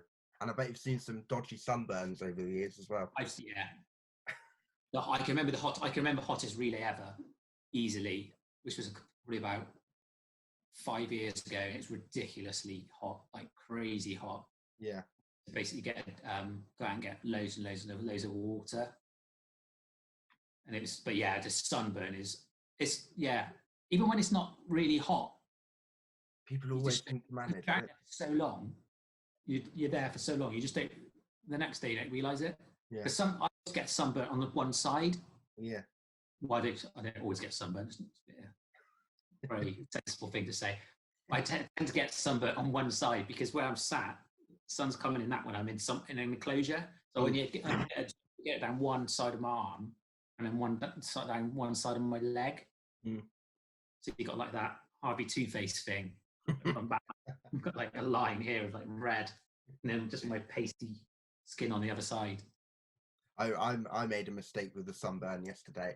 Not yesterday, last year. We were down there setting up on the Friday, and it wasn't that sunny, but I was out all day, and then I got home and I was like, oh no, I'm really badly sunburnt. And then I woke up bright and early. It must have been about 6:30 on the Saturday to get down there for about 7, and I was just so sunburnt, and it was really hot last year. And so I remember It's always thinking, the shower, isn't it? sorry. You get in the shower and you start stinging it. Yeah, that's what it was. And I remember thinking, oh, I can't get sunburn on a sunburn. So I wore jogging bottoms, and I lasted till about 2:00 in the afternoon. And I was like, I just can't do it. I was just absolutely baking, but not good. Yeah, it's the sun. It's nice to have the sun, but not too hot. We had it was literally like a blistering weekend we had like 5 or 6 years ago. It was so hot, it's ridiculous. Yeah. We've had gales as well, where we've like tents have blown away and flags have fallen down. Yes, I remember a couple of them. Obviously, the winds pick up at Relay, don't they? Because it's quite open, vast land. I think we've covered them all, other than snow. No, yeah. Well, maybe we'll get that next year. Fingers crossed for the complete set. The relay and in snow, that'd be interesting. So, what about your next song then? Song number 3 that you picked. So I picked 2 songs. So song number 3 is so to kind of in the morning. I love at night time when I'm in DJing at night quietly without a microphone. It's quite hard. So I'm gagging to kind of look at my watch for 7:30 when I can put the loudspeaker back up, get on my microphone and wake everyone up. It's really nice. It's really nice to see this in the morning, little Zip come down and the head come out and just look really angry about Gene Kelly singing Good Morning like really loudly on the speaker. So that my next song would be Gene Kelly's Good Morning. Yes, I was hoping you'd pick that. Yeah, because it's so upbeat. Yeah, and you just see people just like get angry at you. Yeah, angry kind of. But yeah, so that would be that one. Good Morning by Gene Kelly. It's always it's quite a good. Many current ones, they're all oldies. Well, the oldies are the best, I think. Sometimes. Yeah. And they're the ones that have been played for years. Like I think every year you've definitely played that song at 7:30 in the morning. Sometimes I'm up and sometimes I'm not, and I think, oh, like you just said, it goes Good Morning, and then it goes How do you like your song after that would be How do you like your eggs in the morning? Yeah. And then it's Wake Up, It's a Beautiful Morning by the Bo Radleys. Yeah. Whatever. And then by that time people are up. Got their coffee. My 3 morning songs usually got them going. People are up and no longer annoyed at you. Yeah, they're shaking it off by then. Yeah, for sure. Good morning. Good morning. We've talked the whole night through. Good morning. Good morning to you. Good morning. Good morning. It's great to stay up late. Good morning. Good morning to you. When the band began to play, the stars were shining bright. Now the milkman's on his way. It's too late to say good night. So good morning. Good morning. Sunbeams will soon smile through. Good morning. Good morning to you and you and you and you. Good morning. So every year we've obviously have themed laps. What about your favourite themed lap? Favourite themed lap? I think my favourite themed lap would be, it sounds really pervy, but the bras and pants lap. because people seem to embrace that. And if you give any man an opportunity to put a bra on, they'll take it. They'll grasp it. And they do it every year. You see the men just come out with their bras on, like, and they're so proud of it. Yeah, with the biggest smiles on their faces, like, so it's acceptable. It's charity, it's fine. Very questionable costumes for that one over the years, haven't yeah, and there's some. I really do love the theme laps. People put a lot of effort into it. Doctor's Nurse is also a funny one. Yeah, people put effort into that one. So yeah, there's I think the theme laps make relay for me. So I really look forward to kind of seeing what people dress up as. So I really like the theme laps. Some people go really creative about it, don't they? Some people go crazy with the themed laps. Yeah, Crazy. I had someone. Last year we had a group of men last year. I think it's 3 or 4 of them. They literally rocked the themed laps constantly. Yeah, they were from the first Yate Scouts group. They were the scout leaders. Yeah, they wanted to do every single. So it's global relay last year, wasn't it?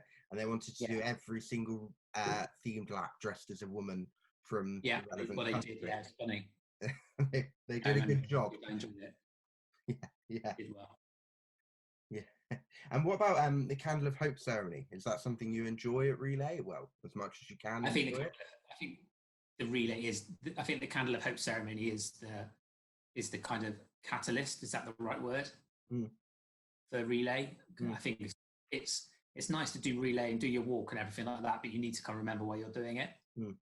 And I think the Candle of Hope is the perfect way to do that. I like the fact that it's dark as well, and you've got your little candles out. It's nice, and the last couple of years we've done the light the way. Yeah, light the way to hope lap.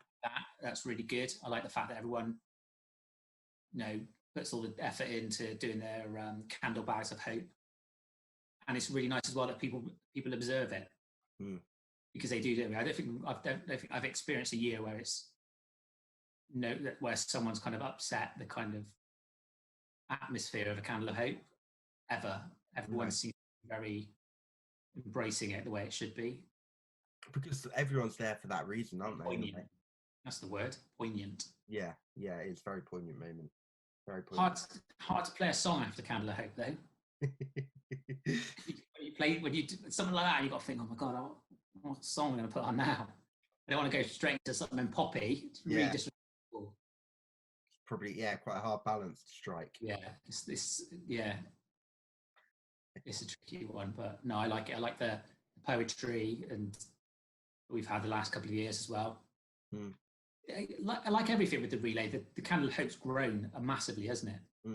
What it was a couple of years, well, not a couple of years ago, quite a while ago, but I really like the Candle of Hope and the singing, and it's been good the last couple of years. Yeah, it has, and you are right. It's grown and changed and adapted over the years to fit, which is important. What's needed? Yeah. And what about your next song then?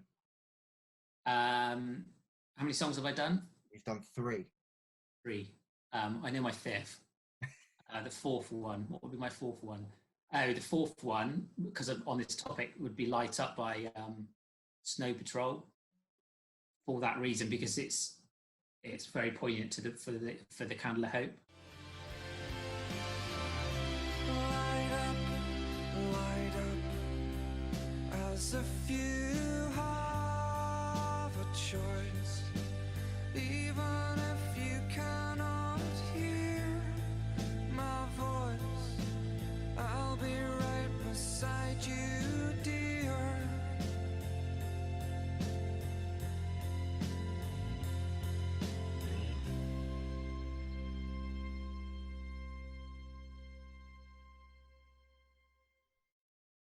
There's lots of songs with the Candle of Hope. There's kind of like Fields of Gold, like songs like that as well.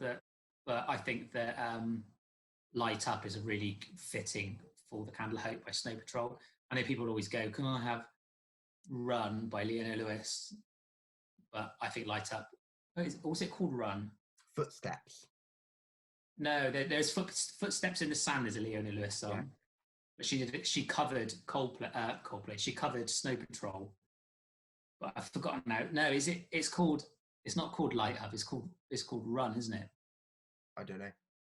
Because there's I get confused with the two. One of them's called Chasing Cars. Yeah. The other one's called Run. Okay, Run. I believe Run, not which the chorus is Light Up. The song's called Run. Okay. I'm pretty certain. Yeah, I think you're right. I think you're right. Yeah, me. I think I'm right. I'll trust you. People will know it. It's a big song. They know which one I'm on about. And it's quite hard, isn't it? Like you were saying, to get the tone right at that point in the day.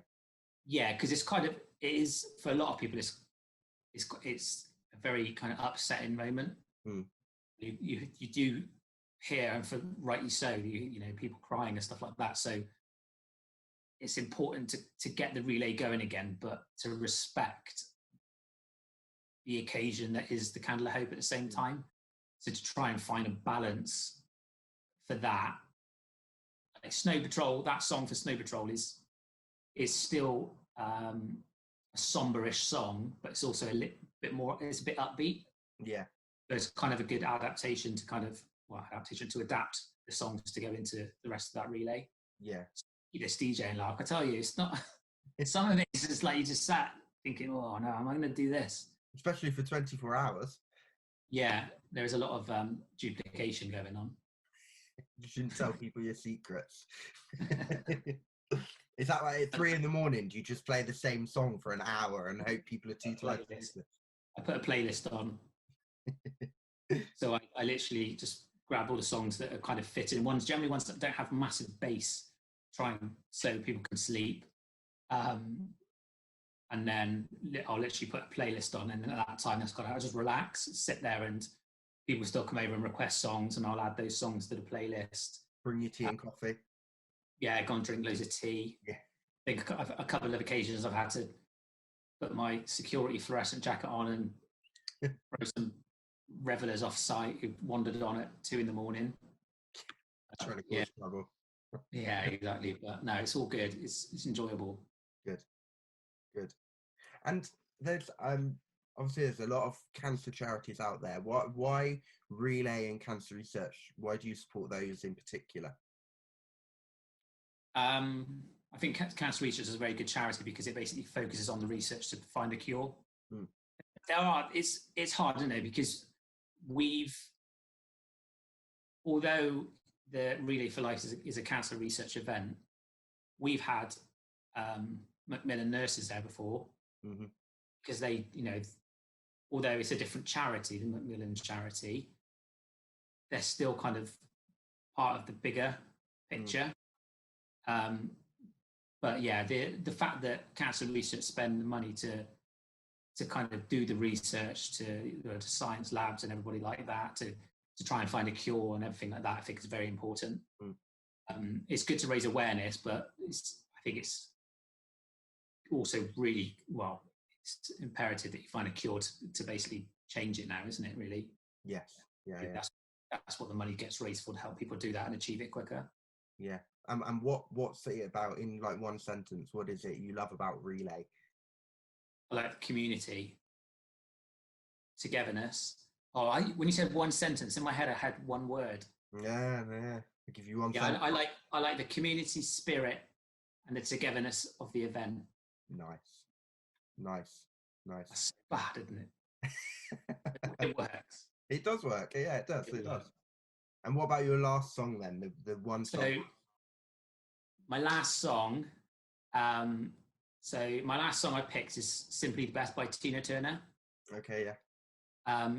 And it's always the song that I play for all the people, the committee, so all you guys, because we can't have Relay without participants, but we also can't have Relay without a committee. And you know, I've been involved in the committee. I've taken a step back over the last couple of years and just focused on the DJing and left obviously you to run it with everyone else. But you know, I've been in lots of different committees, and the amount of work that goes into the Relay, the tiniest minute detail, is ridiculous. You know, you start going in November, December time, isn't it? You start earlier now. And it's literally, you close Relay, you probably have a month off, and then you're on it again. Yeah, completely. And there is a lot of work because that's the thing with events, is people, I don't think, sometimes people don't appreciate how much energy goes into putting something like that on. There's lots of really tiny little things that people don't appreciate. So I think it's really important that the committee get their moment for Relay to basically do their lap and for everyone to say thank you very much for helping put this event on so that we could all take part in it and making sure that everyone's safe and everything like that. So yeah, simply the best. Tina Turner, I think, is very fitting for that. Nice. Yeah, so it's a nice song. I think you're right. I think it works well. Yeah, and me. Sure, yeah.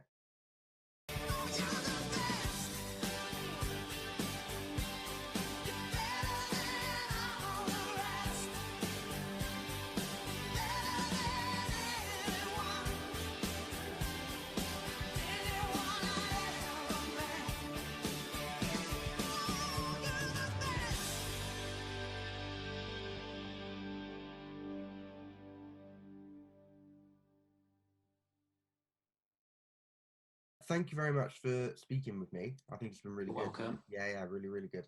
It's obviously a shame we can't relay this year, but circumstances are what they are. Yeah, I live by a main road, so I'm gonna just do it out the window. Oh, hey, nice. Yeah, with people walking by. I get a lot of joggers. Yeah. So I'm just gonna get my microphone, keep going, like play music to them and stuff like that. Get some strange. See if anyone joins in. I'd Yeah. do it for 24 hours because I think my neighbours would appreciate it. But Yeah, you might get arrested if you do that. Yeah. Harassing people in the middle of the night. Playing Gene Kelly at 7:30 in the morning. Oh, please, everyone. But no, yeah, thank you for joining us, and thank you for all of your support over 14 years. This would have been 15, but yeah, 14 years of Relay. We really appreciate Honestly, it. it's probably my favourite thing of the year. Every year, I love it. You get such a buzz off people. So nice seeing everyone. You get like those faces you recognise every year. It's just nice being part of something so positive. I love it. Brilliant. I'm usually quiet, believe it or not, throughout the year. There's an opportunity for me to like rah. Get your voice out there. Yeah, exactly. Yeah. Well, we'll see you next year, I hope. Yeah, we'll do. Look after yourself. Brilliant. And you. Keep well. Bye. See you later. Bye. Bye.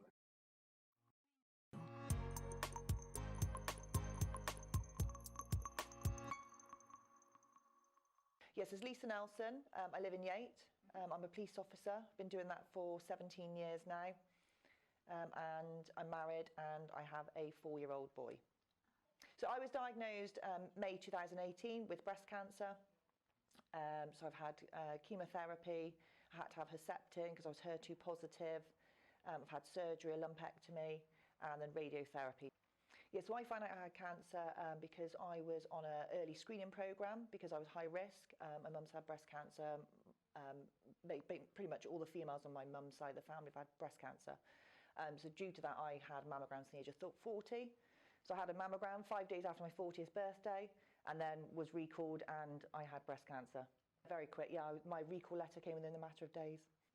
I mean, you get given a kind of designated breast care nurse from the hospital who you can ring, but only Monday to Friday. I've obviously got my husband and family and Macmillan support as well. I did find it useful. At the beginning, I'll be honest, I didn't want to have anything to do with anything cancer related. I didn't want to be part of that club.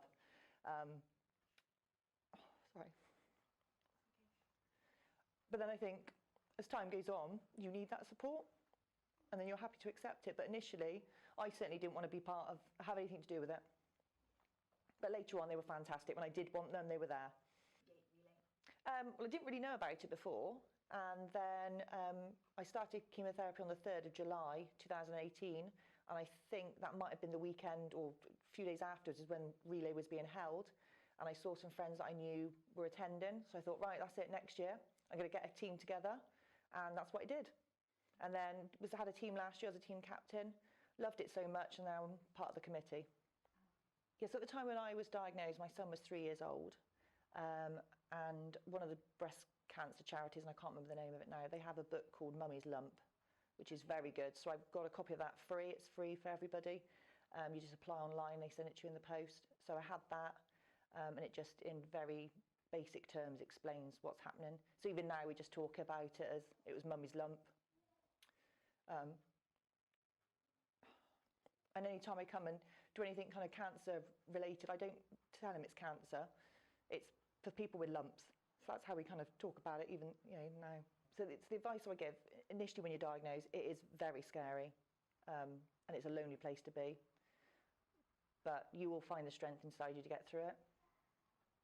I think it's a fantastic community event, bringing people together.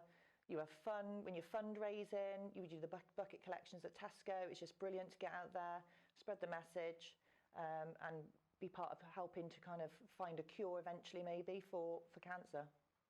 I just wanted to feel that I was doing something to make a difference, and Relay looked fun, and it was fun. That's why I'm still part of it.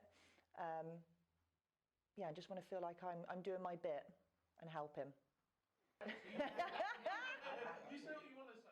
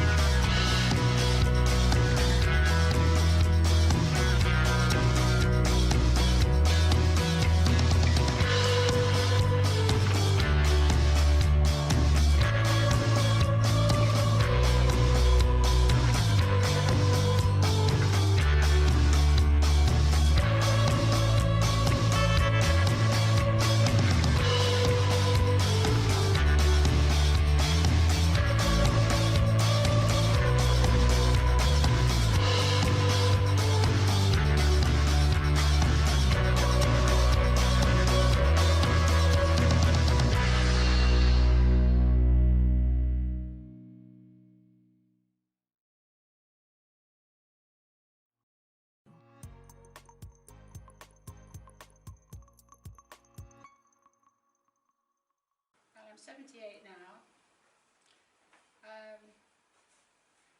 Widowed in 1995. Lost my husband to cancer of the esophagus. So it was a complete shock when this happened to me in 2014. My daughter was in bits when we got the diagnosis. The second time she'd been told her parent had cancer. The boys took it quite well. Get on with it, like, you know, which is how I try to approach it.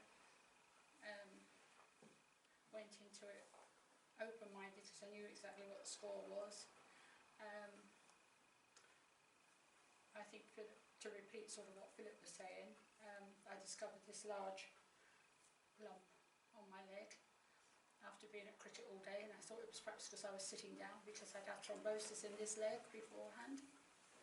Sitting down all day, you know what it's like at cricket. I was sat in the car to Edgbaston, sat down all day, sat back in the car coming home, and I'm sitting down at home.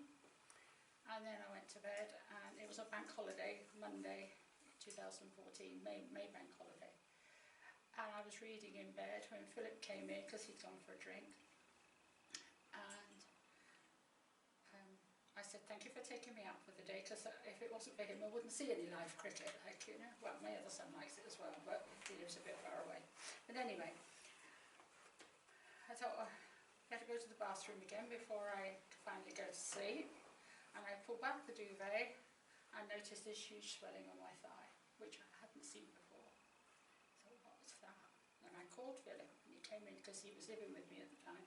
And he came in and he said, I don't know what it is, Mum. He said, but we couldn't do anything of it tonight because I've had a drink. But we, you know, we'll ring 111, he said. And they were very helpful. Usual questions, is she breathing, is she, you know, and all this. He wanted to speak to me, so he spoke to me. So I told them what I've just told you.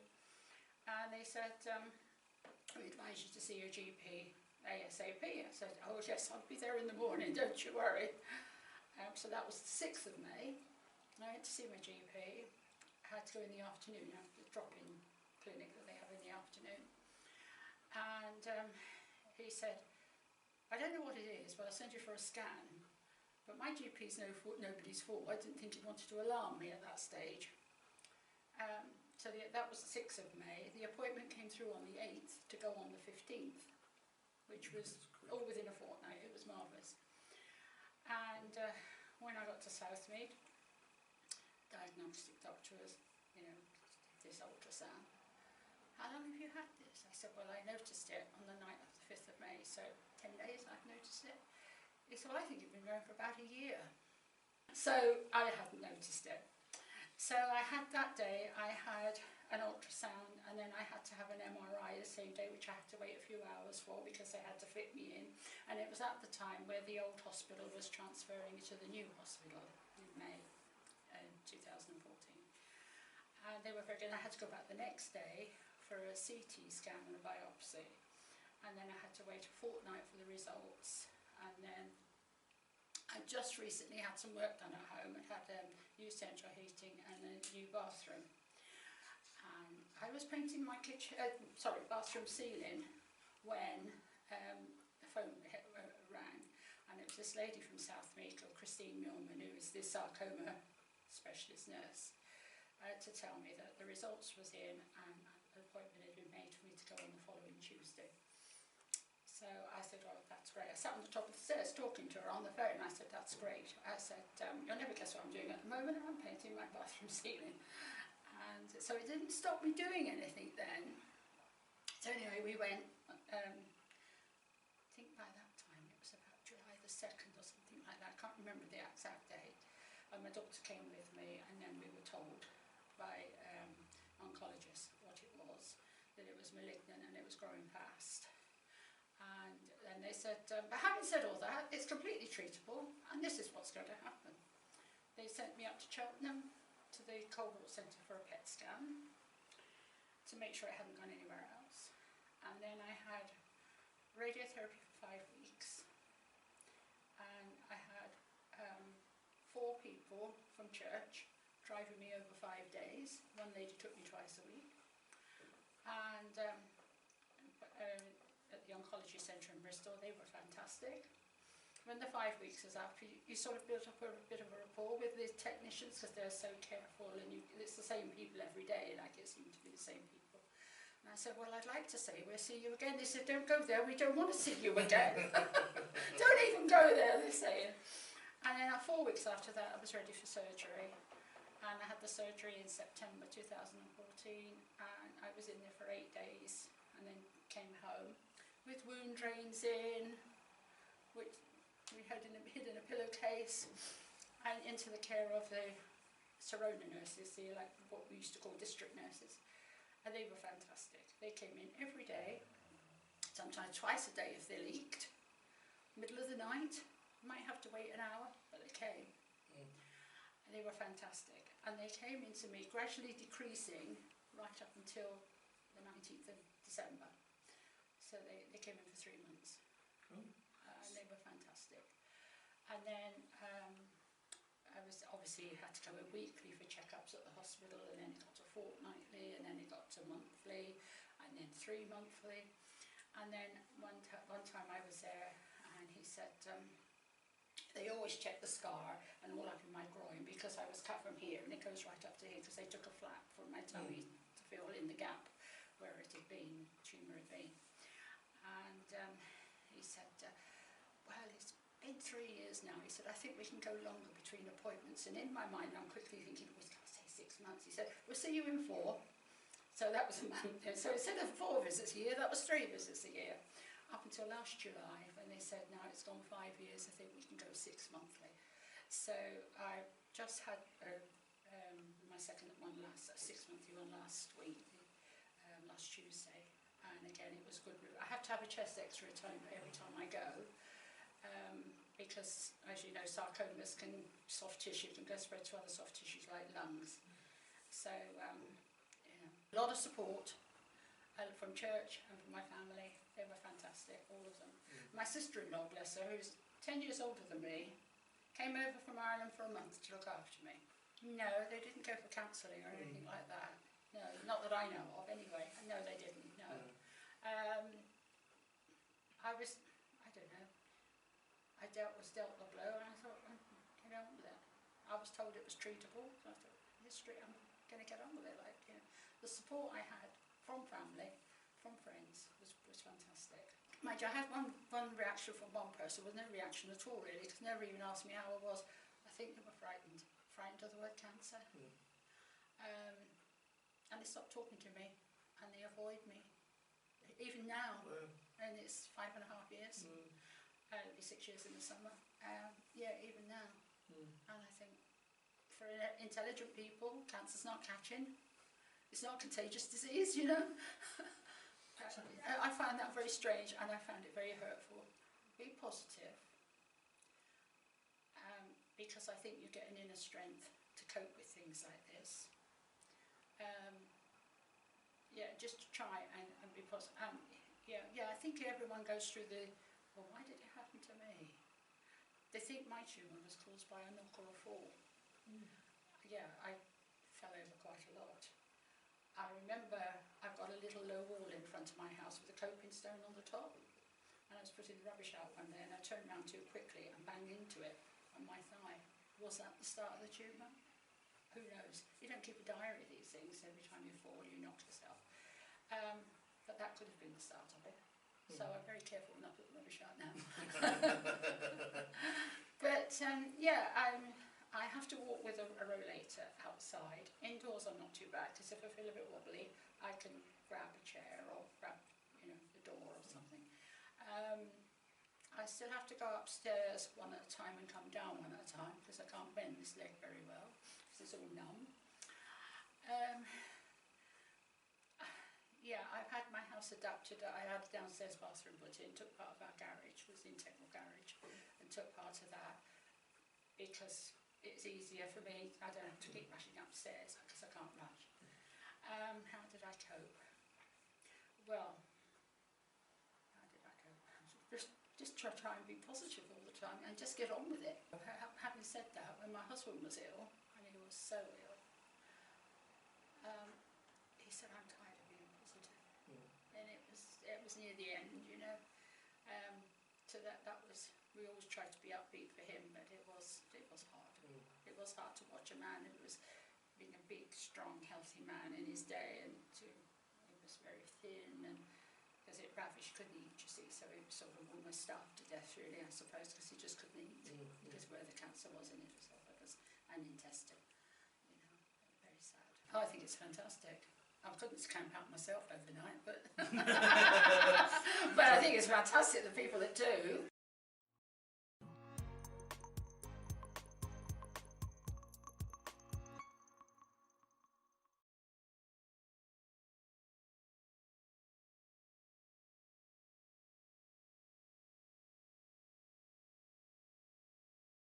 Good evening and welcome to the Candle of Hope ceremony. This is the one moment in Relay where we all stop and come together to remember those who have sadly lost to cancer. Normally the track would be lined with candle bags dedicated in memory of someone, but unfortunately this year this has not been possible. We have seen lots of you sending in pictures of candle bags that you've decorated, and we hope to somehow show them to you either during the ceremony or after. The ceremony will start shortly, but before we do that we're going to hold the Lighting Our Way to Hope lap. I would encourage you to join us in walking if you can, or if not, just simply reflecting sat on the sofa. So please do join us now for the Lighting the Way to Hope lap.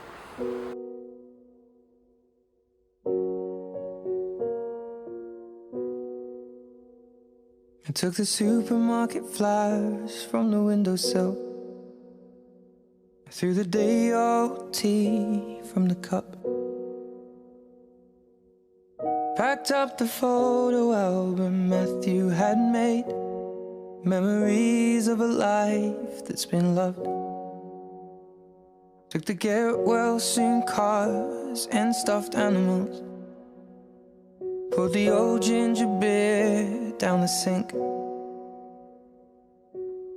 Dad always told me, don't you cry when you're down, but Mum, there's a tear every time that I blink.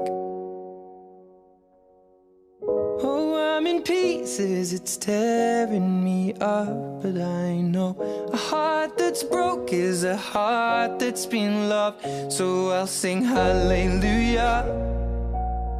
You were an angel in the shape of my mum. When I fell down, you'd be there holding me up. Spread your wings as you go. When God takes you back, He'll say, hallelujah, you're home.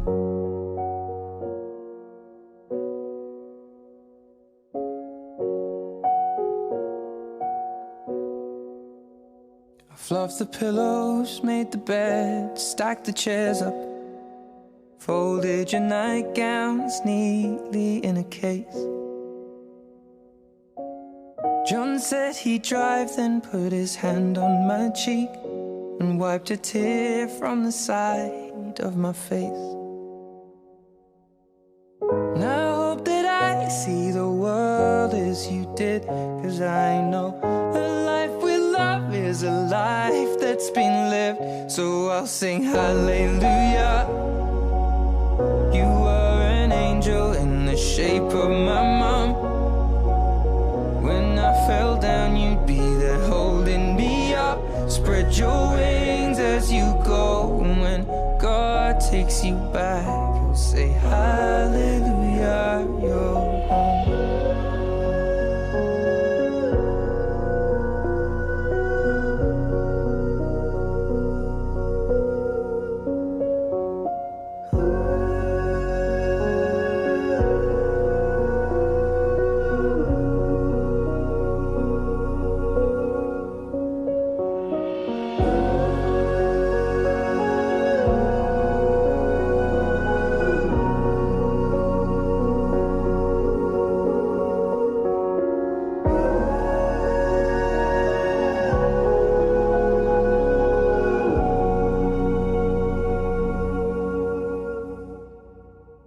Hallelujah.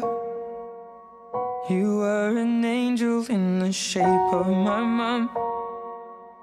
You got to see the person I have become. Spread your wings and I know that when God took you back, He said, hallelujah, you're home.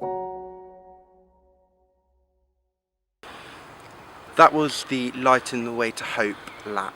Now we're going to start the Candle of Hope ceremony. We will have 2 short songs, 2 short readings, and a 2-minute silence. At the end of the ceremony, I'll invite you as we turn our back against cancer in one final lap of hope.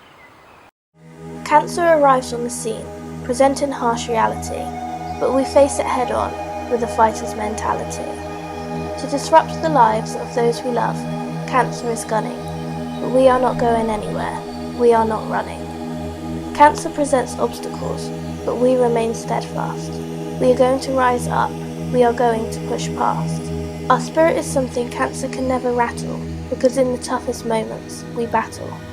We battle with love, we battle with grace, we battle with passion, in all we face. We battle with toughness, we battle with grit, with crazy determination and no signs of quit. We battle with desire to finish the fight, we battle with hope, keeping victory in sight. Our spirit is something cancer never can rattle, because in the toughest moments, we battle.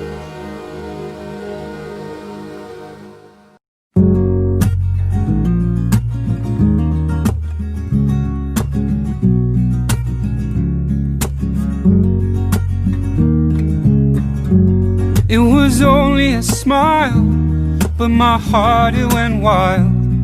I wasn't expecting that. Just a delicate kiss, anyone could have missed. I wasn't expecting that. Did I misread the sign? Your hand slipped into mine. I wasn't expecting that.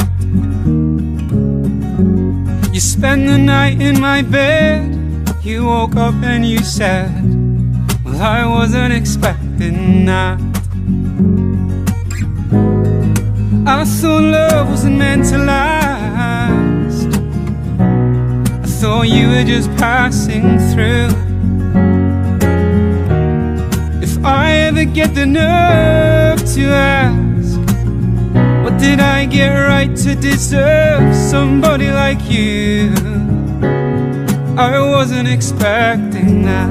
It was only a word, it was almost misheard. I wasn't expecting that. But it came without fear. A month turned into a year. I wasn't expecting that.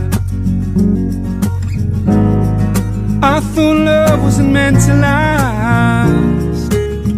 Honey, I thought you were just passing through.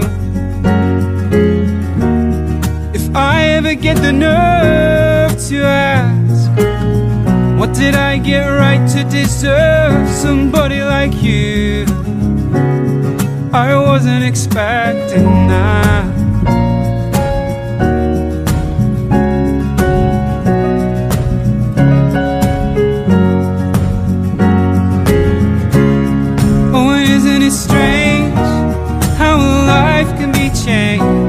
In the flicker of the sweetest smile. We were married in spring. You know I wouldn't change a thing without that innocent kiss. What a life I'd have missed if you not took a chance on a little romance when I wasn't expecting that.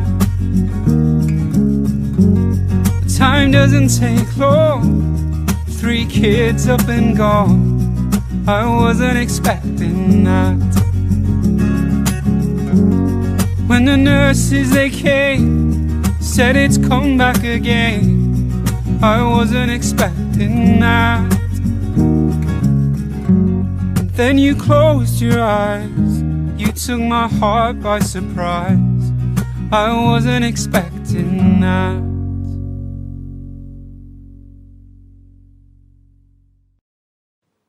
Death is nothing at all. It does not count. I have only slipped away into the next room. Nothing has happened. Everything remains exactly as it was. I am I, and you are you, and the old life that we lived so fondly together is untouched, unchanged. Whatever we were to each other, that we are still. Call me by the old familiar name. Speak of me in the easy way which you always used. Put no difference into your tone. Wear no forced air of solemnity or sorrow. Laugh as we always laughed at the little jokes that we enjoyed together. Play, smile, think of me, pray for me. Let my life be ever the household word that it always was. Let it be spoken without an effort, without a ghost of a shadow upon it.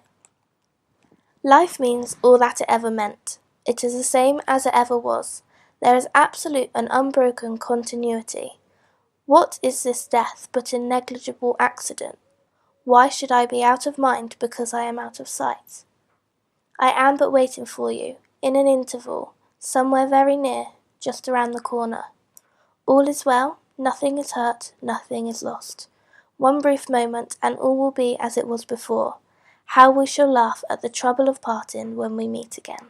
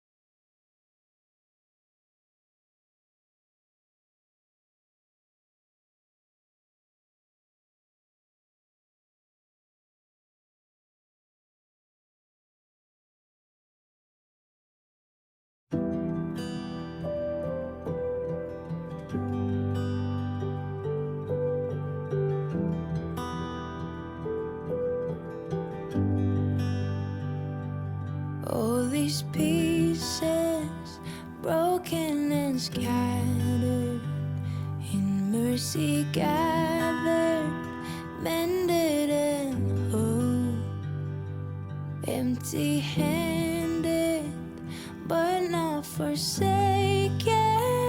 I've been set free, I've been set free. Amazing grace, how sweet the sound that saved a wretch like me. Ooh, I once was lost, but now I'm found. Was blind, but now I see. Oh, I can see you now. Oh, I can see the love in your eyes, laying yourself down, raising up the broken to life.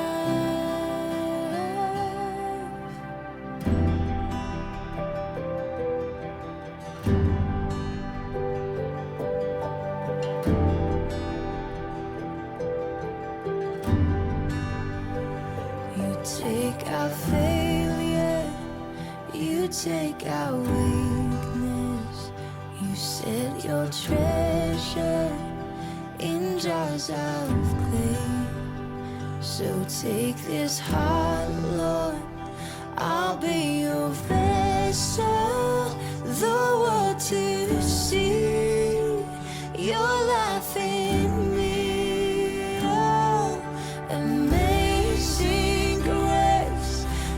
sweet the sound that saved a wretch like me. Oh, I once was lost, but now I am found. Was blind, but now I see. Oh, I can see it now. Oh, I can see the love in your eyes, laying yourself down, raising up the broken to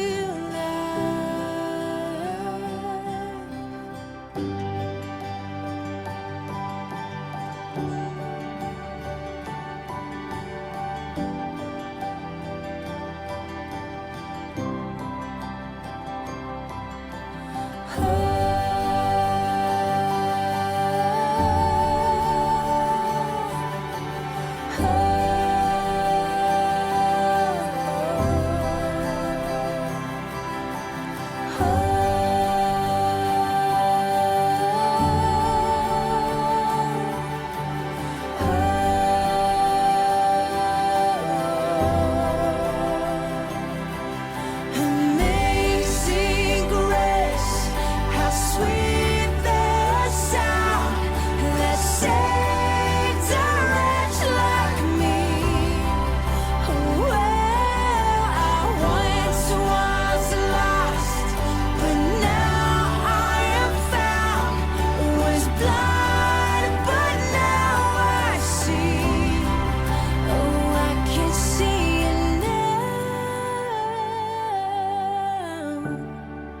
Oh, I can see the love in your eyes, laying yourself down, raising up the broken to life.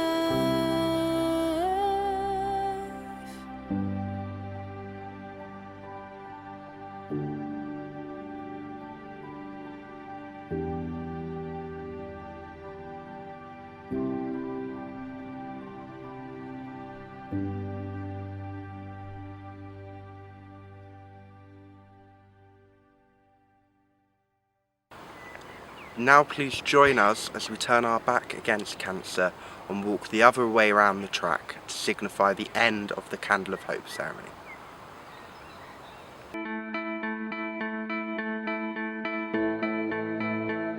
We'll do it all, everything on our own.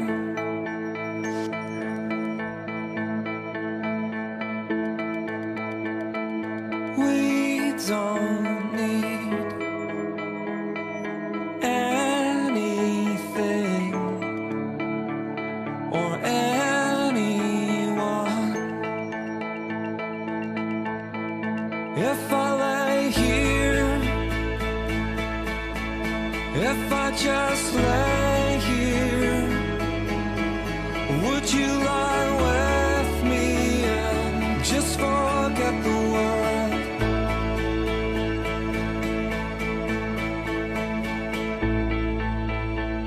I don't quite know how to say how I feel.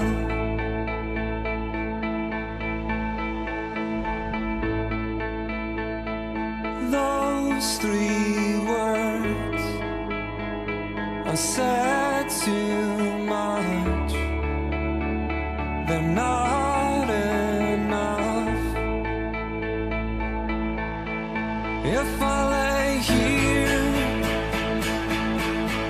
if I just lay here, would you lie with me and just forget the world? Forget what we're told before we get too old.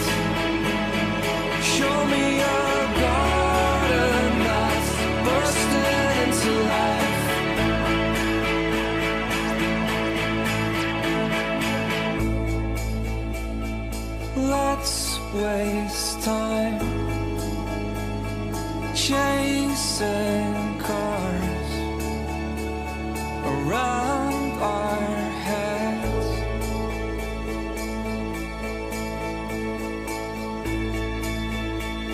I need your grace to remind me to find my own. If I lay here, if I just lay here, would you lie with me and just forget the world? Forget what we're told before we get too old. Show me a garden that's bursting into life. All that I am, all that I ever was, is here in your perfect eyes. They're all I can see. I don't know where, confused about how as well. Just know that these things will never change for us at all. If I lay here, if I just lay here, would you lie with me and just forget the world?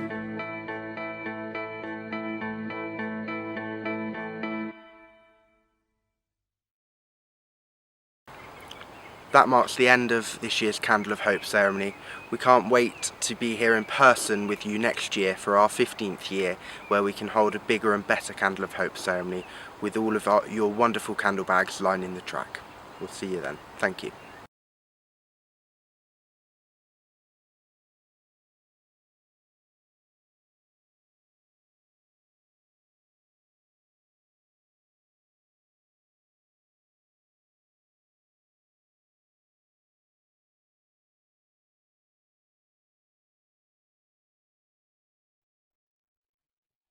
Well, that marks the end of Yates Relay at Home and therefore the end of Yates Relay 2020. We hope you've enjoyed it. Thank you very much for getting involved and joining us. It's a shame we couldn't be here down at Yate together, but I'm sure we will be able to be here next year for our belated 15th birthday. We can't wait to see you. We hope you've enjoyed it. If you have enjoyed it and you're able to, we'd love it if you could donate to Cancer Research UK's life-saving work. You can do that on the links that will be below me now. If you're not able to do that, don't worry, there's no pressure at all. But please do register for free for Relay next year, because we want to make next year's Relay the biggest it has ever been. We can't wait to be here with you next year. Stay safe.